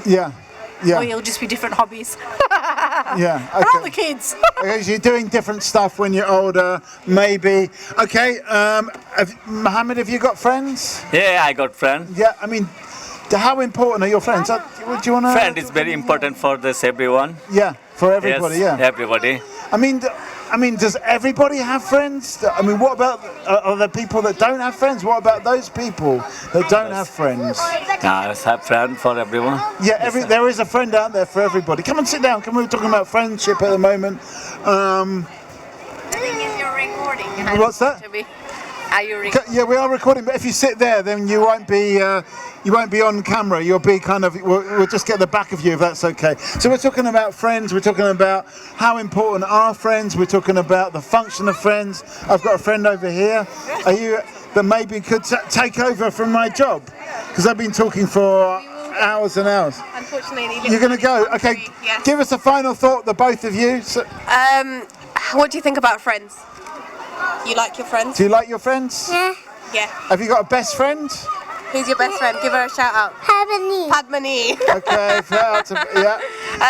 friends are very important. If you don't have friends, try to go somewhere where you are interested in something, even if it's the library, the coffee shop. Just have a conversation with someone. And if you're like me and you love talking and you can't get away from this mic, talk to people. Well, you know what? We're always looking for new people to do this job. We'll be in contact. But I wanted to say something very important. We only live down the road. So you've got a card already. I wanted to say something very important. If you are more confident in speaking, just take that leap and speak to someone. Even if you think they don't look approachable, speak to them. You don't know what they're going through, and you might be their new friend, the last hope that they had. You don't know what people are going through. It would really help someone, and that would be a great legacy to leave, that you have helped one person at least on this planet, and that's my personal aim. Thank you, and take care. Great point. Thank you. Help at least one person on the planet, and just by talking to someone you can help. Are you going as well? We want final thoughts. Final thoughts. Friends are very important. It's really rewarding to have them in your life as well. So really important. Final thought. Margot, and this is Mikey, and we're just based down the road. But you've been really fantastic, actually. Thank you. Final thought, Daniel. I think friends are very important in my life. Stickers. Okay, friends are very, very, very important. To ask about it as well. All right, people, welcome. This is still Talkaoke. This is still the pop-up talk show of this event. The way this works, you probably have figured it out by now. It's just people speaking to Mike. We've got some people around the table. What's your name? Fatima. Hello, Fatima. We've got Mikey. And who else have we got? Marwa. Marwa, kind of like half in, half out. We don't have any stickers. If somebody could give us some stickers here on the Talkaoke table, we'd be very grateful. Back for stickers. Yeah, okay, people will be coming back. Welcome, this is Talkaoke, you're welcome to join, by the way. What have you been doing today? Anything good? How's things? What have you been doing?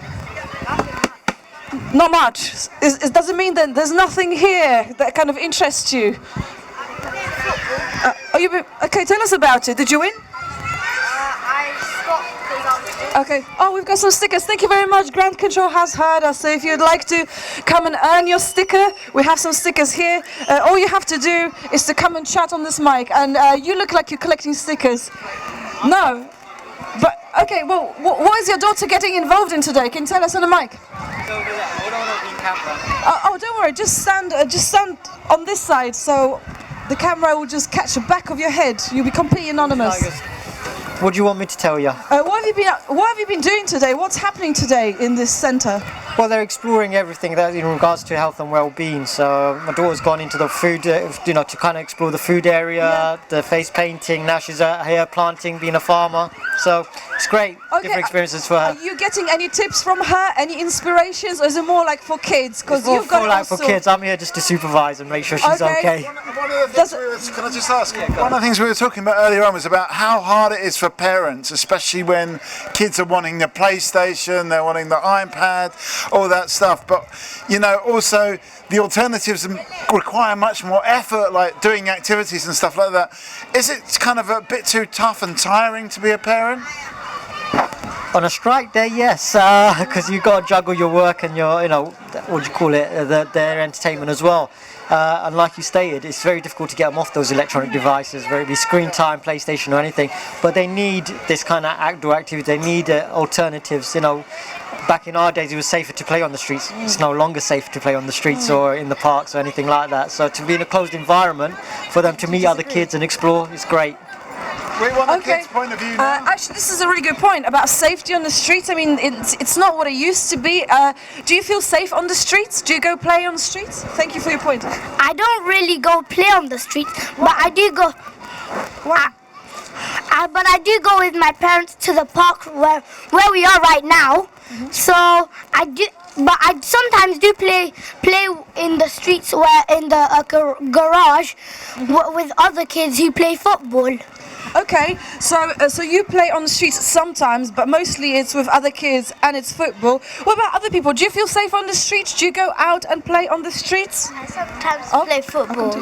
What's your name, by the way? Irfan. Irfan. So you sometimes play football. Is football a safe sport?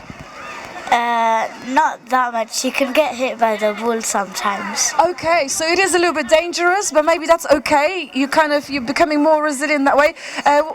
Yeah. You'll get used to it soon after you. Right. Okay. So if you play more football, you're getting used to being hit by the ball. What about yourself? Do you feel safe on the streets? I don't always feel safe because a car can always come out of nowhere. What can come out of nowhere? Cars. A car. Okay. So maybe, is dropping down the number of cars out there, is that the best way of keeping the streets safe? Should there be less cars? Yes, so there's no accident and so no one dies so everybody feels safe and everybody is safe from cars. Okay, so maybe, so less numbers, I think that there is both ability to do good and a disability. Yeah. So one thing that you can travel other places more easier while on walking or running, that would take days or even months. And also the disability for it is that you could get killed and hurt, but luckily we have laws. In other countries, I've seen people die from coaches. Like in Bangladesh when I went, the coach I was in, it was so overcrowded that the waiter pushed a person out on the street and he died. Oh dear, so it can get quite dangerous in some countries like Bangladesh, where overcrowding on coaches is actually a problem, Mikey. No, I mean, I think the road safety is a big issue. Like I've been hit by a car a couple of times on my bicycle, but I do appreciate that in other countries, I've been cycling in other countries, and it's more dangerous. So I think we need to appreciate that actually the roads are quite safe here compared to other countries. Okay, we've got a new face around the table, but I do recognise you. Oh, is this your glove? Okay, I'm glad that you found your glove. I mean, what do you think about this idea? We've been talking about road safety. Do you think the streets in London are safe? Or maybe there are too many cars? What do you think? Do you feel safe on the streets? I feel safe on the streets, but only when it's dark. Because normally there's less cars in the dark and more cars when it's day. So I feel more safe when it's night. Okay, so this is an interesting point. At night, says Zuba, I believe that's your name, at night there's less cars, so it's a little bit safer to go out and play. But the question is, who would go out and play at night? Yeah, and I'll come to you. Yeah. I don't think anyone would go out at night because it might be dark, and even though there are less cars, there might be a bit more speeding, so to get home faster. So you can also get hit by a car at night. So it doesn't matter if it's day or night, it can be dangerous anyway. Yes, I'm going to come to you and then to yourself, yeah, and then come to you. Sometimes at night, I sometimes see that there is a lot of cars like busy a little bit. Like I don't know why it's they are working at night like so late. It was like 11 o'clock. And I couldn't sleep because of those the sounds of those cars. Yeah. That's why. I mean, you said about people working at night. I mean, should people be working at night? No. Okay. Because they might be tired and like they need to sleep. Okay, and I'll come to you very quickly. I'm just going to grab a new face around the table. What's your name? My name is Muhammad Siddiq. Hello, Mohammed. So we're just kind of talking here about safety. We're talking about playing on the streets at night. Did you know that actually it's safer for a child to go outside and play in the evening because there's less cars? Because the car is the issue. But also, you're saying actually people shouldn't be working at night. Yeah. Well, so he was making a really good point. He was making a point about people shouldn't be working at night because they get more tired, so it's not very safe. I'm going to come to you, Mikey, but I'm going to come to you first. We can have a I think that people should be working at night as well, because if there's crime, if police don't work 24 hours, then there will be no one to solve the crime. Also, many shops stay until midnight. If there weren't any shifts that work at night, those wouldn't be awake at night. So only like you had a limited time, more limited time. And also, London is awake 24 hours. So there's the same amount of cars all the time, but only at the peak times there's more. Okay. Also, if at night you can also see the car's headlights, so it's not that bad actually. Yeah. Okay, well I've got a question for you. I should got a question for you because you wanted to say something. But my question is, you say people should be working at night, but what about school? Should school be open at night as well? This is just my question. Mikey, what do you think? I personally think school should be a lot later in the day. I think it's too early. I always found that when I really struggled to get to school on time when I was a kid. But that wasn't what I was going to say. I was going to talk about the road safety, and earlier on we were talking about phones and kids on devices. But I think the combination of phones and roads is not good, because continually I'm seeing people not paying attention to the roads because they're looking at their phone, either as pedestrians or as drivers, and I think it is a real cause of concern. Okay, so people... Okay, so what about this idea of people spending too much time on their phones? Are they just putting themselves in danger? Sometimes my dad tells to not watch my phone that much. Then, so my dad sometimes says that my eyes will get so tired and red. So I need to sleep a lot because I sleep a little bit. Then my parents says to not watch my phone that much, and they said in the news some children died from the phones. Okay, so here's my question. How important do you guys think sleep is in keeping healthy? What do you think, sir? How important is sleep? What time did you wake up this morning? Which one? What time? Oh, okay. Okay. What time? Dad with the phone. What time did you wake up this morning? 1 a.m. Okay. What time did you wake up? I usually in holidays I usually wake up at 9 o'clock or 10, but when it's school time, like I wake up at 8 o'clock. Okay. And my dad there is waked up at 8 o'clock. Yeah, he's my dad. He waked up at 8 o'clock. Okay, so he woke up before you, maybe? Okay. What time did you wake up today? I woke up at 9 o'clock. Yeah. But my sister had to wake up at 7 o'clock because she's going to school, and our school is very far away. Okay. But I usually at holidays I prefer sleeping late and waking up late. But when I go on holidays to other countries, when I go Bangladesh, I usually sleep at 12 o'clock and wake up at 6 a.m. Oh wow, okay. So you go to sleep at 6, at 12, and then okay, so maybe it's different amount of sleep that we need in different countries. What time, how much do you sleep every day? Every night? When I have schools, I wake up pretty late, but like what we're talking, 8 a.m., 9 a.m., 12? 8:40. 8:40. Okay, that's all right. But on weekends, I wake up earlier than my parents and family. Are your parents happy about that? No, they're really. They are always wondering why I wake up so early in the weekends. And why do you wake up so early? I mean, I just want to ask a parent, and also welcome. This is Talkaoke. Can I get your names? What is your name? Aoyan. Aoyan? And? Ilan. Ilan, nice to meet you. And we've got Mum, maybe. Yeah, what's your name? Charlene. Charlene, okay, welcome. So, what is this thing? Like, do your sons wake up early on the weekend? Are you happy about this? Not weekend, I'm not happy.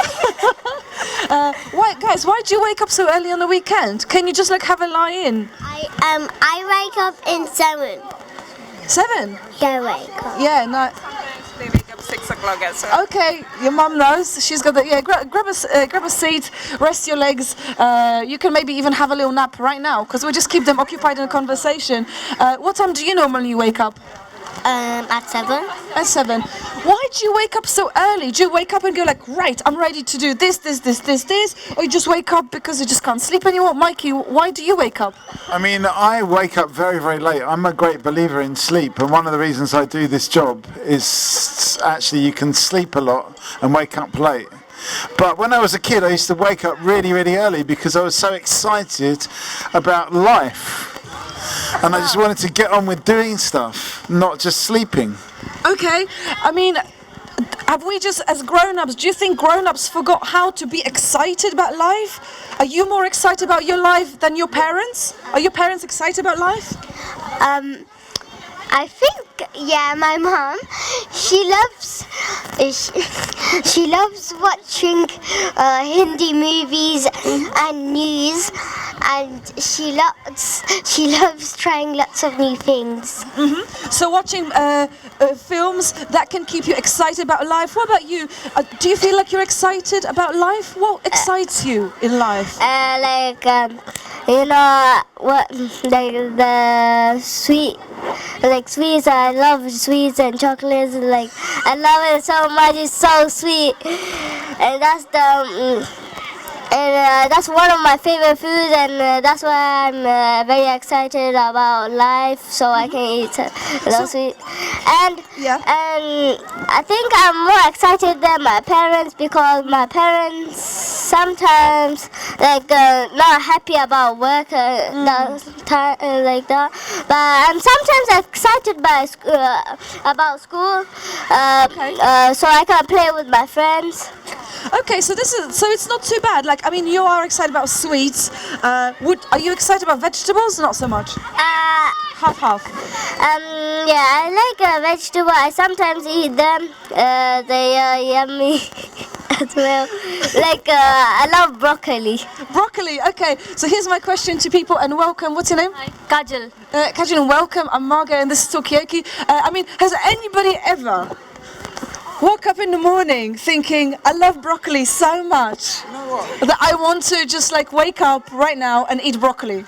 You know what? There is something about broccoli actually, and I even though I'm more of a junk food person, broccoli. When there's broccoli that's been cooked, if I don't eat it in the evening, I am excited to eat the broccoli. There's something about broccoli that it gives me that kind of feeling in my mouth, that kind of, you know, I'm salivating over broccoli because it's just so sort of green and juicy. I actually really like broccoli. Okay, so is broccoli also your vegetable of happiness? What is your vegetable of happiness?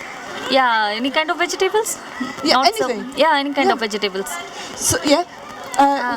Give us a few that you kind of particularly like. Which vegetable would you wake up for in the morning? Some peas, green peas. Yeah, green peas? Yeah, green peas and corns. Okay, so like you're going for big numbers as well, like lots of peas and lots of corn. Okay, right. Yeah, and pulse, yeah. Keep your finger on the pulse.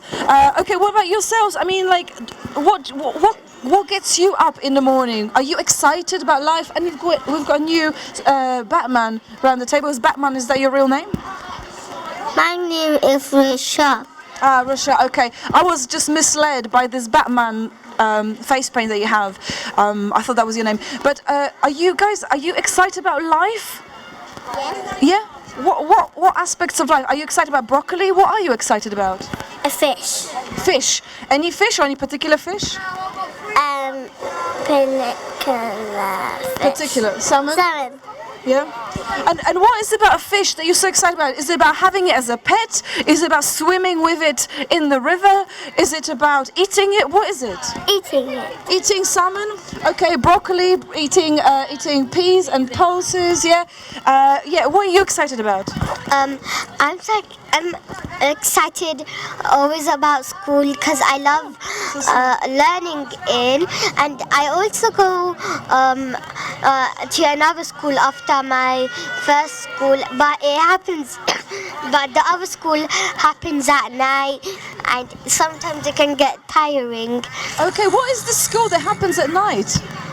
It's called the Mosque and you read Qaida in it. What do you do? Read Qaida. What is that? It's a book. What kind of a book? Oh, it's an Arabic book. Okay. Okay. Yes. Okay. Okay, so we've got, I'm just going to put the call out on this side of the table. Qaida, does anybody know Qaida, the book? The Muslim book? You said, yeah? Have you heard of this? No? Okay, can you explain then? I know you have to study it at night, but you can be a bit tired for that. But yeah, what is this book? What's it about? It's like it has Arabic in it. Okay. It has Arabic in it, like Arabic words. One second. Final thoughts. Remember what you were saying, because I'm just going to grab your final thoughts. So you joined us for a little bit, but what have you been doing today? Give us some kind of idea of what did you get involved in today? Yeah, lots of activities here. Kids will enjoy. Lots of activities are here. So any particular ones that you liked? Any of them related to peas? Were you excited? Peas a chance. Yeah. No, I don't think so. I didn't realize anything. Okay, fine. I mean, do you come to Bromley Bible Centre a lot, or is it first time, or? No, we come a couple of times also, before also. Okay. Well, thank you for stopping by. And are you excited about life? Do you feel like you used to be more excited, or you're really excited now? How is it for you? Always excited when we come Bromley by Centre. Yes. So it's the place that kind of maximizes the excitement? Yeah, we know all the stuff. Especially early today to come. Yeah, I came 2 hours later, that's I am worried I have to come before 2 hours. I'm going to miss something. Okay, but do you feel like you've missed out on anything, or do you feel like you had a good kind of try of everything today? I could try everything. Fantastic. Well, listen, thank you so much for stopping by, and thank you guys for joining the conversation. Remember, have a lion on the weekend. Wake up at like 9 on the weekend. Just do it as an experiment. See how mum takes it. Yeah, that's a challenge, a sleep challenge. Maybe that's. Oh, hello. You were a different person before, but now you transformed to a brand new person. How long do you sleep normally? 100. 400 minutes? 100. It's that, yeah? 100. 100 minutes, something like that. Okay, Mikey? How much is it? It's 400 or 100? It's both, maybe. 400 minutes is 6 hours 40 minutes. Thank you, Mikey. Thank you for this. Okay, we've got you back. The guy was here earlier. He was trying to explain Qaida, but then he's gone. So it's down to you now to explain what is this Qaida. Are there any good stories there? What's it about? So Qaida isn't a story. It's something that you're speaking in Arabic, and the 144 pages. And is that a lot? Yeah. Okay. So what page are you on right now? Do you know? Do you remember? 144. I'm on the last 4 lines. Okay. And then when you finish Qaida, there's something called Jazamma, which is the same thing, but even a harder book. Okay, what makes it harder? Is it got more pages? Do you have to memorize it? It's it's memorizing it, but it has. But it has longer and harder lines. I see. Okay. Well, let me grab this mic and introduce a new person to the table. Hello, welcome to Talkaoke. What's your name? Adam. Adu, welcome. So at the moment we're talking about Qaida. This is a book that she's been studying. Do you know about this? Yeah. I did it. I read it when I was young, so I can read the Quran. Okay. So is that something that I guess it kind of improves your memory as well? Yeah. So it basically it will help you read the Quran and not make mistakes. So you'll learn like the alphabet. You'll learn like the letter that joins as well. Mhm. So you're learning the language. You can get. I guess the book can get more complicated as well the older you get. Yeah. What was the next book after Qaida? Because you almost finished that one. It's Jazamma. Jazamma. It used to be called Safara. Mhm. But they rebranded. Maybe they changed the name. Yeah. Okay. All right. So I mean, because we've been talking about health today, but I just wonder, like, is it important to have good memory? Like, is that part of health? Like you need to revise quite a lot. Like my brother finished Baqarah, Surah Baqarah, the longest surah in the Quran. Okay. What's a pasora? No, surah. Oh, surah. I thought it's a pasora. I thought maybe it's something delicious to eat, but no, surah. Okay, fine. So is his memory like quite good now? Yeah, he remembers the whole Quran. So if I asked him to read Surah Baqarah, he'd read it like very fast. And not fast, I mean read all of it with like not that much mistakes. Okay, so all right, so like the memory, the kind of like learning Quran. I mean, is that good? Do you know much Quran, Mikey? No, I just know the first word of the Quran. Yeah. Which I believe is read. Is that right? Read? Yeah. I don't really know Quran, I have to say.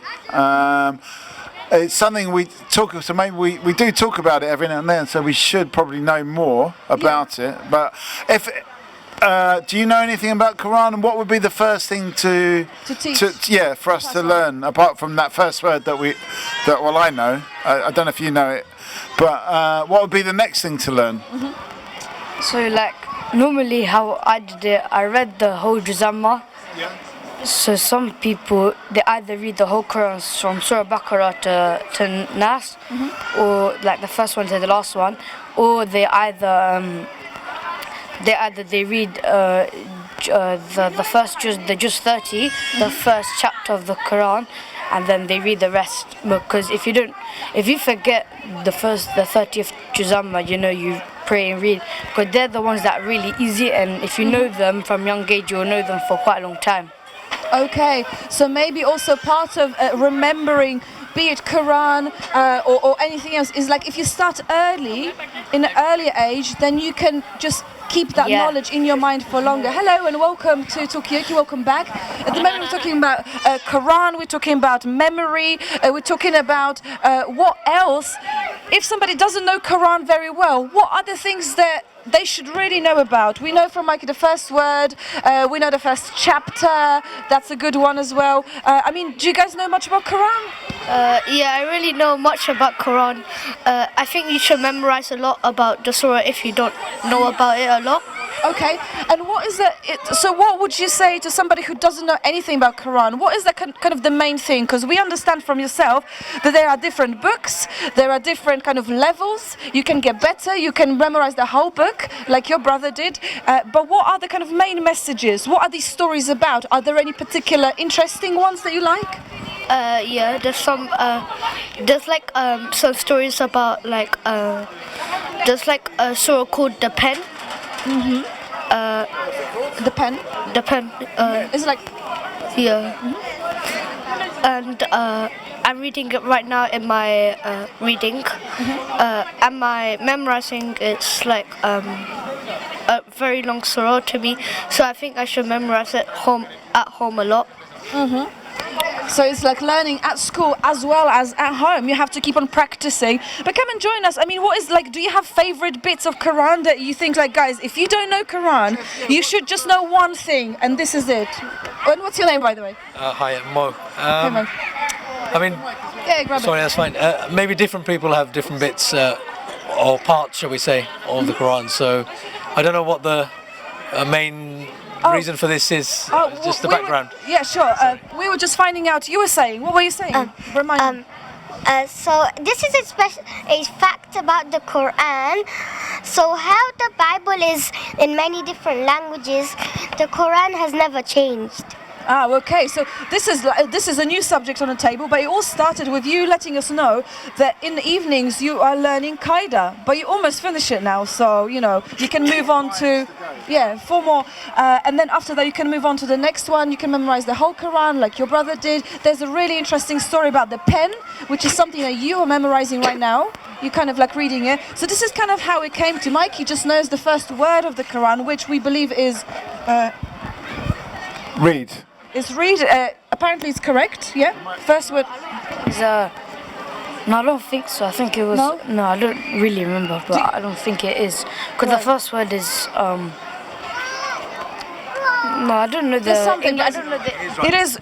Yeah. Yeah. So basically, in summary, it's revelation that's come down over a 23-year period. In stages during the lifetime of the Prophet Muhammad, and really it was an oral tradition before it got compiled into a book form. So that generation of people from that time were very good in the memory, and the Arabic language allowed them to memorize vast quantities. It was only during the period of the third Caliph that when Muslims were fighting in wars and they were losing big numbers, that they decided to compile it into a book form.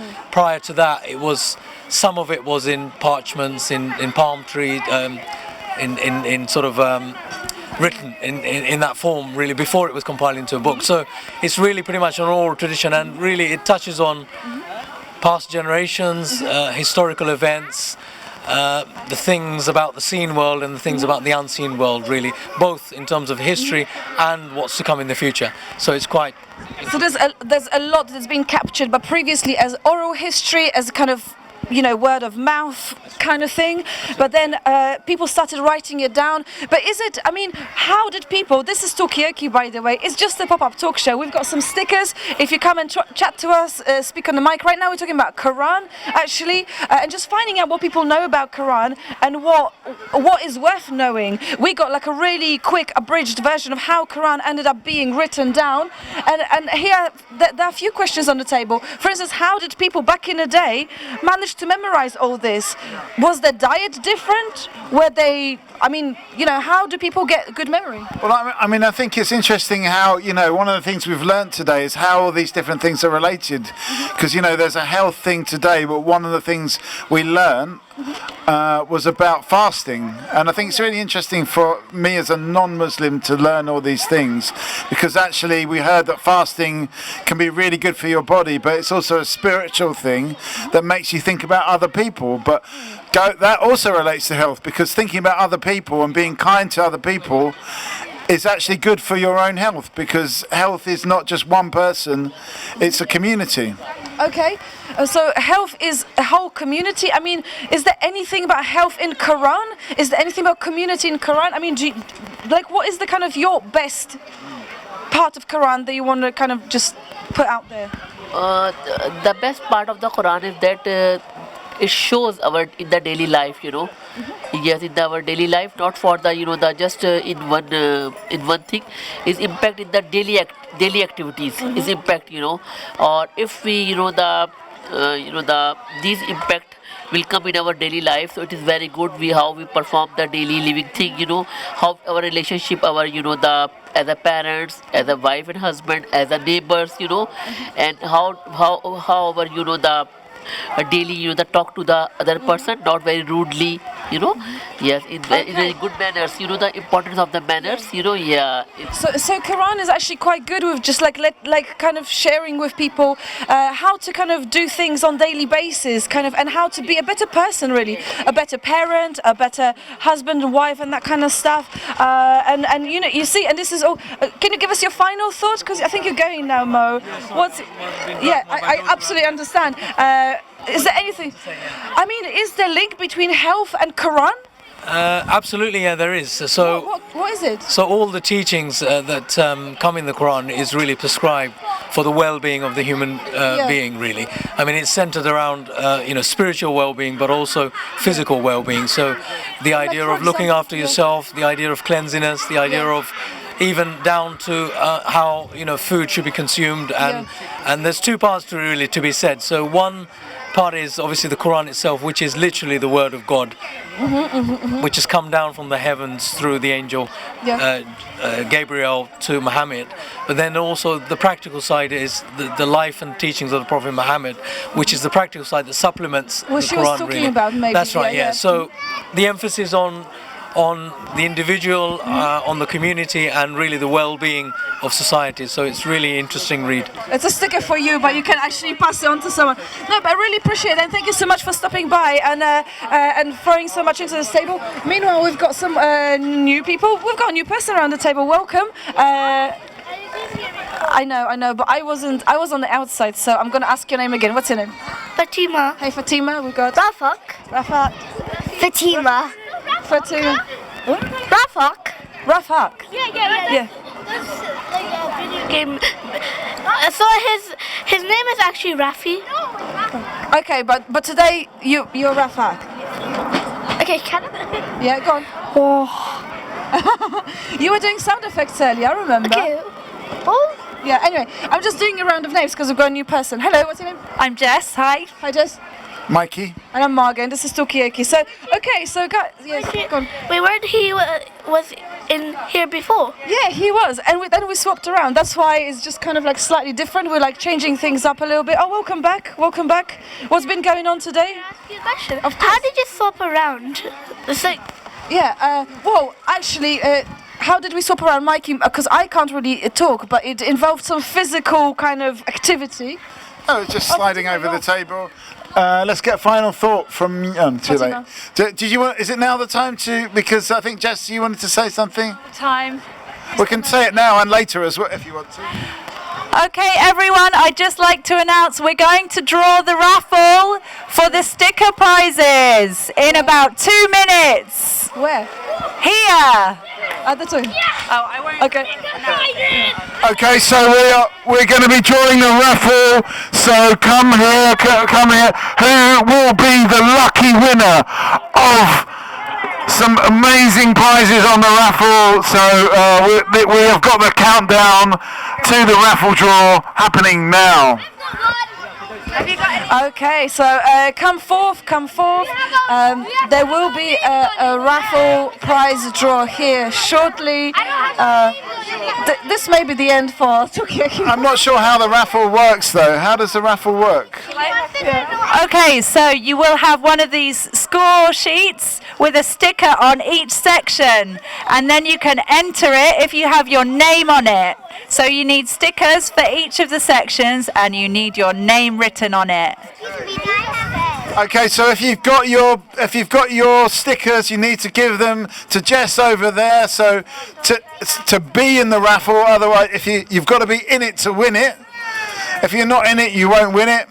If anyone's got any final sheets, has everyone given in their sheets? No, they're still coming in. They're still coming in. We're building up to the raffle. What are there prizes for the raffle, or is it just like do you just win a handshake? What do you actually win? Are there any prizes? Does anyone know? Maybe it's a trip to Turkey to get your fix done. It could be a trip to Aberfeldy Street to take part in the next Talkaoke. Yeah, it could be that. All expenses, Uber trip to Aberfeldy Street.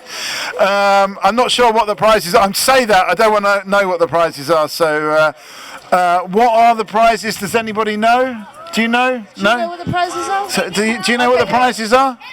No. Oh, there's maybe. Okay. Do you know? Maybe some chocolates and candies.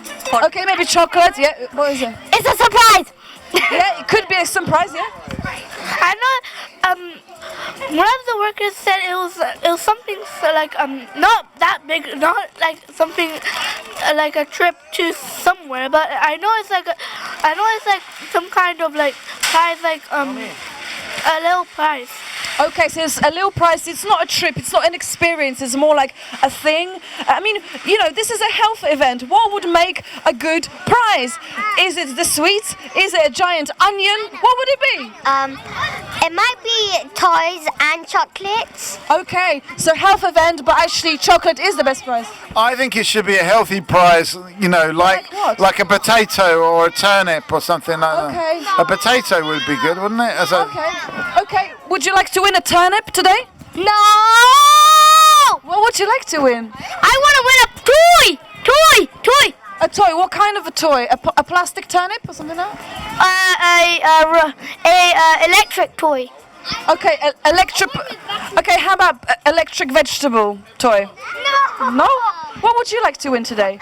Just something not vegetable. Not vegetable. Okay, but yeah. Can I just say, I don't think we've done a very good job in this event today, because we've been praising all those fruits and vegetables, but nobody wants to win any fruits and vegetables. Nobody wants to win a potato, a turnip, a pepper. Oh. I want to win a fruit. Yeah. I want to win a banana. Banana. You can have this banana if you wish. It's from Iceland. Okay, so the first prize what's your name again? Fatima. Goes to, what's it? Fatima. Fatima, you win a banana just for saying you want to win a banana. So well done. That's a good prize. Okay, if we got, is this a spare thing, or is this not? Okay, we still need more stickers on this one. Ifran, we've got your. Okay, are we ready for the raffle? Okay, let's get this. Okay, who are we going to have someone to pick? Who's going to pick out? How are we going to do this? We need a shaker. Impartiality somehow, don't we? We need to shuffle. Who? Okay, all right. So. Okay, fingers crossed, everybody. How are we going to do this? Maybe if we have a really big crown, we could put it over your. Yeah. Okay, they're the gifts. How are we going to do? Okay, right. Okay, right. Here we go. I'm going to put the sound effects pad in the way. There we go. Right. Okay, dig deep as well. Dig deep. Give it a shuffle. Okay, the first prize. Lovely loud voice. Okay, the first prize goes to the winner. Mohammed Hussein. Mohammed Hussein. All right. Well done. Okay, keep going. Yay. Okay, here we go all right, again. So does somebody else want to pick the next prize? Okay, we're going to do this in an orderly fashion, so who's going to go next? Picking a prize? Okay, pick one out. So you've got to close your eyes. This isn't... Okay, so pick out one of these things. Find the box with your hands. Pick out one. Go dig deeper. Oh no, you're going to pick out the top one. Okay. That's the same one, no? And who is this? Enya. Enya, please come forward. You Enya. won the raffle. Is that right? Am I reading that right? Is that Enya? Enya. Oh, we got. Okay. What do we do? Do we save the crown for Enya? Okay. Who's going to be the next person to pick one out? Over here. Okay. Don't look. Dig deep. Don't go for the first one. Okay. Who's the winner of the next prize? Maida Milza. Maida. We had Maida on the table earlier. Where is Maida? Has Maida gone? Maida, you have won. Oh, you have won. Oh no, I've broken it. Okay. Anyway, we're stuck on the dramatic music. Anyway, okay. So, do we save a crown for Maida? Is that how we're doing it? Yes. Okay. Okay. Who's going to win the next one?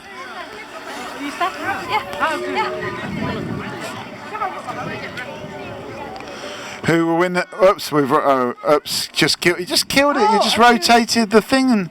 Sorry, everyone. Just killed the... Oh, I have to start again. Okay. Can you untangle that, please, Margot? Yeah. No, it's that you're on the chair there. Okay, we've kind of killed the drama here a little bit. Can you just pull out the power pack? It's inside that leg over there. There we go. Okay, this is a long one. This is a long, very thorough. And he pulled one out. Okay, so who's won the next one? Tanji. I don't know how to read it. Okay, how do we say this one? Go on. I'll give it a go. Tangila. Tangila. The third winner or the fourth winner? Tangila. Do we have Tangila in the house? Oh no, the last final countdown. Tangila, okay. Hold on to it for the time being. Right, so okay, so the drama continues. We'll just have to wait a second for that. Who's going to pick out the next one? All right, okay. You can pick. You picked one out already, though. We're going to let someone else. You pick out one, but you have to close your eyes and then dig in to pick one out. Okay. Who's won that one? Isha. Okay. Is it Isha or Isha? Isha or Isha?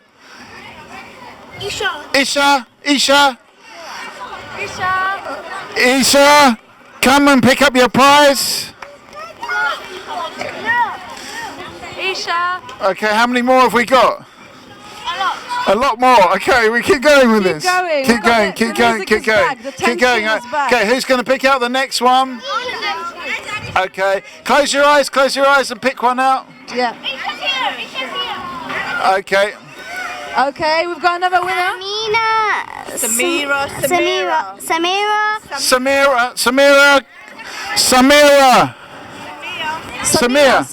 Is it Samir or Samira? Oh, Samir. Oh, is it Samira? Samira. Oh, we've got someone here. Okay, there we go, Samir. Woo! Okay. All right. Okay. Who's going to pick the next one? We'll put that one there. Who wants to pick one? On this Let's side. have a new person. You've not picked one yet. Yeah. He's already picked one. Oh, you have. Okay, sorry. Yeah. You haven't picked one though. So close your eyes and dig deep. Oh, there's two there. We'll just take. Whoa. Take that one. Goes back in. Sorry, they need to have a sticker on each section. Who's won that one?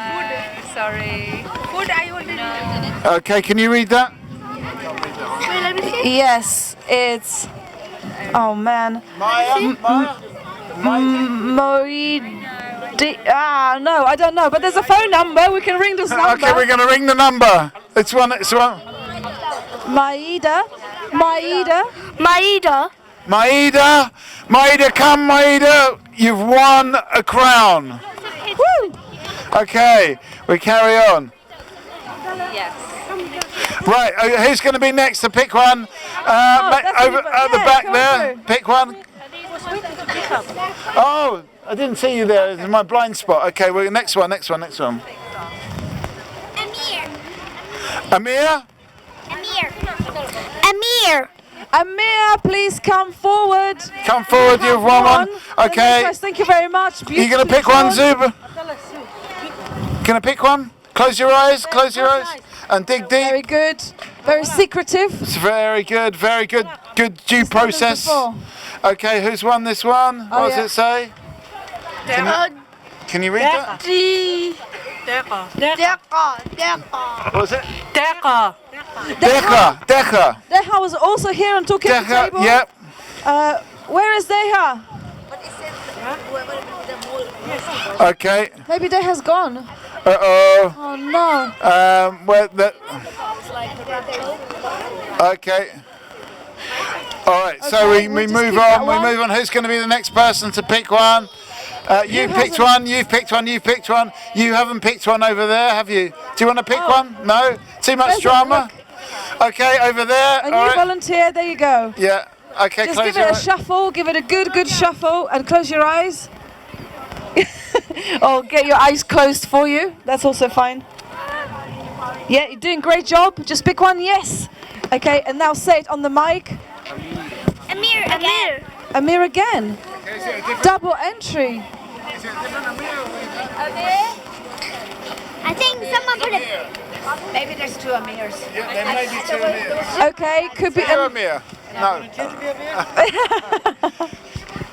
Okay, we've already got like a blue ice cream, so I don't think you get a crown as well. Okay, so all right, let's carry on. Who hasn't picked one over here? But there's no. Do you want to pick one? Too much responsibility. Just give it a shuffle. Shuffle. It's not easy. Okay. Oops, sorry. Not mine. Can you read on the mic? Mahma. Do we have Mahma in the room? In the outdoors room? Where's Mahma? Because Mahma, you won. You have won. Thank you very much. Beautifully done. Thank you very much. Okay, who hasn't drawn the prize, but they would like to? There you go. Adam, I don't think. Okay, Adam's going to do it. Okay, give it a shuffle. Give it a good shuffle and close your eyes. Maybe somebody can cover your eyes. I think you're doing a good enough job amazing, there, amazing. Okay, what do we have there? Can you read the name? No. Can somebody help? Asia. Yeah. Asia Martin. She's over there. Asia Martin, come here. You have won a prize. Come on. Just left. Sorry. Yeah. One more. Okay. Okay. You can take it. Cool. Okay, yeah, if you can take it, that'd be great. Okay, Adam, do you want to pick one out? Close your eyes. Give it a good shuffle, though. Look the other way. Dig deep. Give it a good. You call me? Okay, he's got it. Who have you picked? Habiba, another one that's been on the Talkaoke. Okay. Okay, we've got some more entries. All right. Okay, that's on the. Where's the group of winners? Okay. Okay. I think we're back again. What's that? Yeah. Can you enter now? Is it possible to enter now? But you have to have 5 stickers. Yeah, you need to get 5 stickers before entering. Okay, maybe we're going back again. Yes. Okay. You need to close your Fatima. eyes and give it a good shuffle. I know, but no one else has volunteered. But you can go next if there's any more. Okay, she's doing a really great job mixing and shuffling. Yeah. Okay. It's not mine. I can't read. It's a cryptic one. Oh, mine. Rafe. That's your name. Okay. So you were just right there. Amazing. People gather around. It makes it much easier to locate the winners. Okay. He's doing a great job. Another shuffle. No looking. Just give it a little. There you go. You got one. Okay, who have we got here? Yatim. Maybe it's Yakim, it's your twin. Yatim. Yatim. Do we have a Yatim in the room? Yatim. Oh dear. Okay. No looking. Back to Fatima. Thank you guys. You've done a really brilliant job. Thank you very much. Good reading skills with a very challenging handwriting sometimes. Okay, Fatima's on the case. She's got it. Yasin. That's you? That's your boy? Yeah, amazing. Where is he? Can you receive the... I'm not sure if Yasin's allowed because he's 63 years old, it says. He's 63. Oh, okay, right. Number 63. Yasin from number 63. It's not 63. Okay, so that's okay. Get a surprise. Okay, how many have we got left? No, don't put it back here. Okay, yeah, don't put it back in. Okay, put it over there. Okay, how many more? Another 25 to go. Okay, here we go. Okay, somebody... 6 more to go. Okay, right. Just give it a good shuffle. Both hands if you want. Good tiger. Really good tiger face as well. Yes. Okay, here we go. Who's this? These are little hats. All little hats. Yes. Okay, this is... okay. Usaid Hassan. Usaid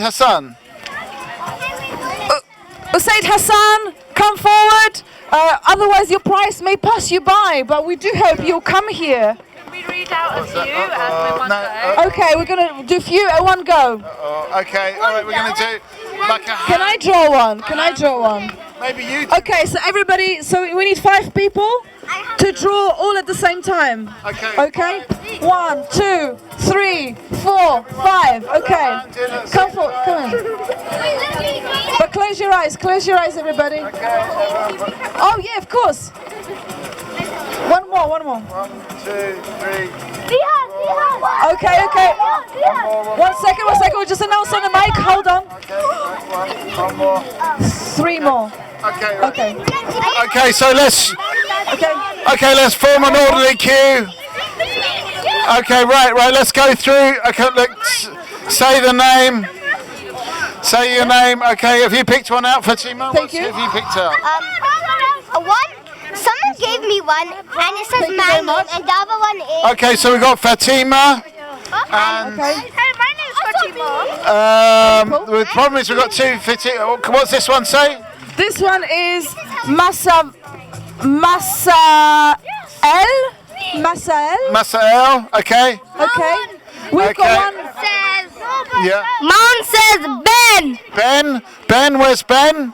I think it's my teacher. Yeah. Okay. Is it your teacher that's won one? Okay, and who have we got here? We've got 2 from these 2 We've got Anita, and we've got... Anita. And we've got Opal from year 5 as well. Okay. I won mine as well. Okay, and who did you pick out? Have you got one there that you picked out? Me. Nihal, he already got his crown. Oh, okay. Nihal's already got his crown. Okay, who have we got over here? Yeah, I won, no? Oh no, he's already, you've won, okay. Just give him out. Okay, so there we go. You for beautiful, so well done everybody, that concludes. Yeah. Say it on the mic, we don't know the rules here. So we're doing the next raffle now, Sharifa? Another raffle! Oh my days. Okay. There's another raffle. There is another raffle.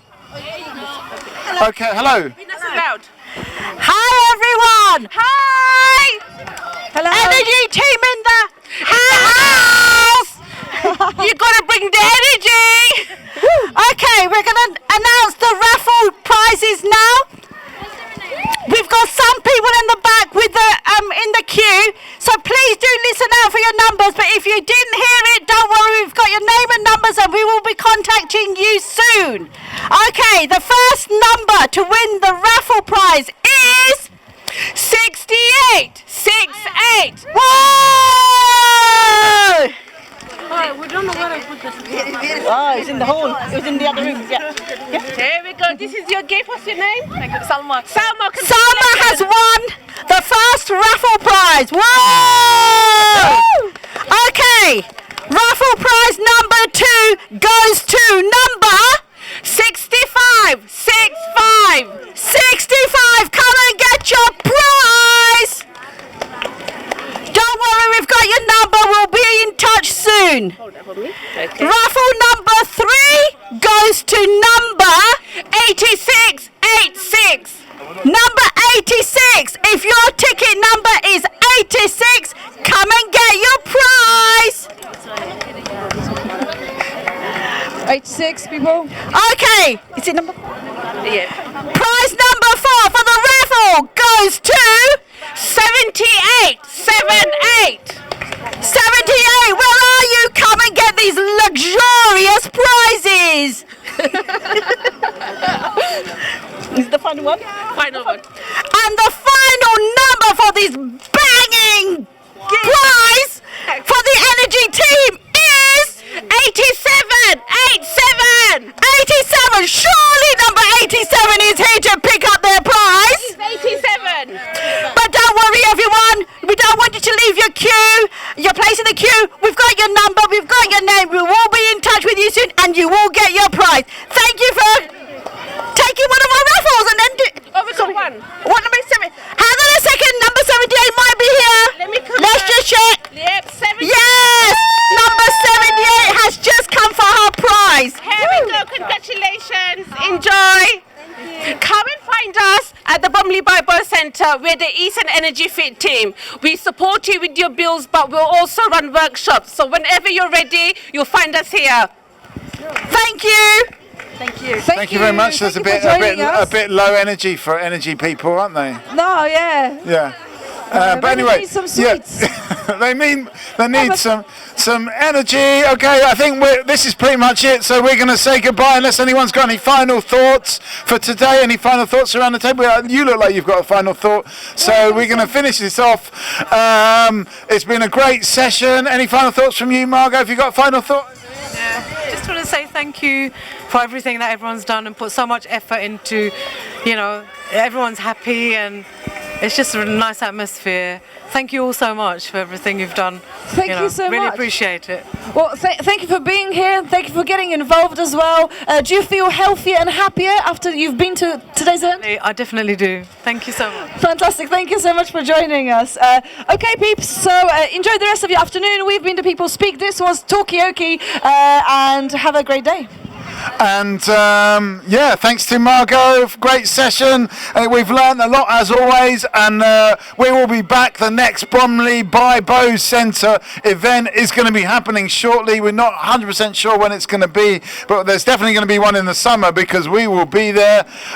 In the meantime, enjoy and stay healthy and happy, and lovely to talk to you all.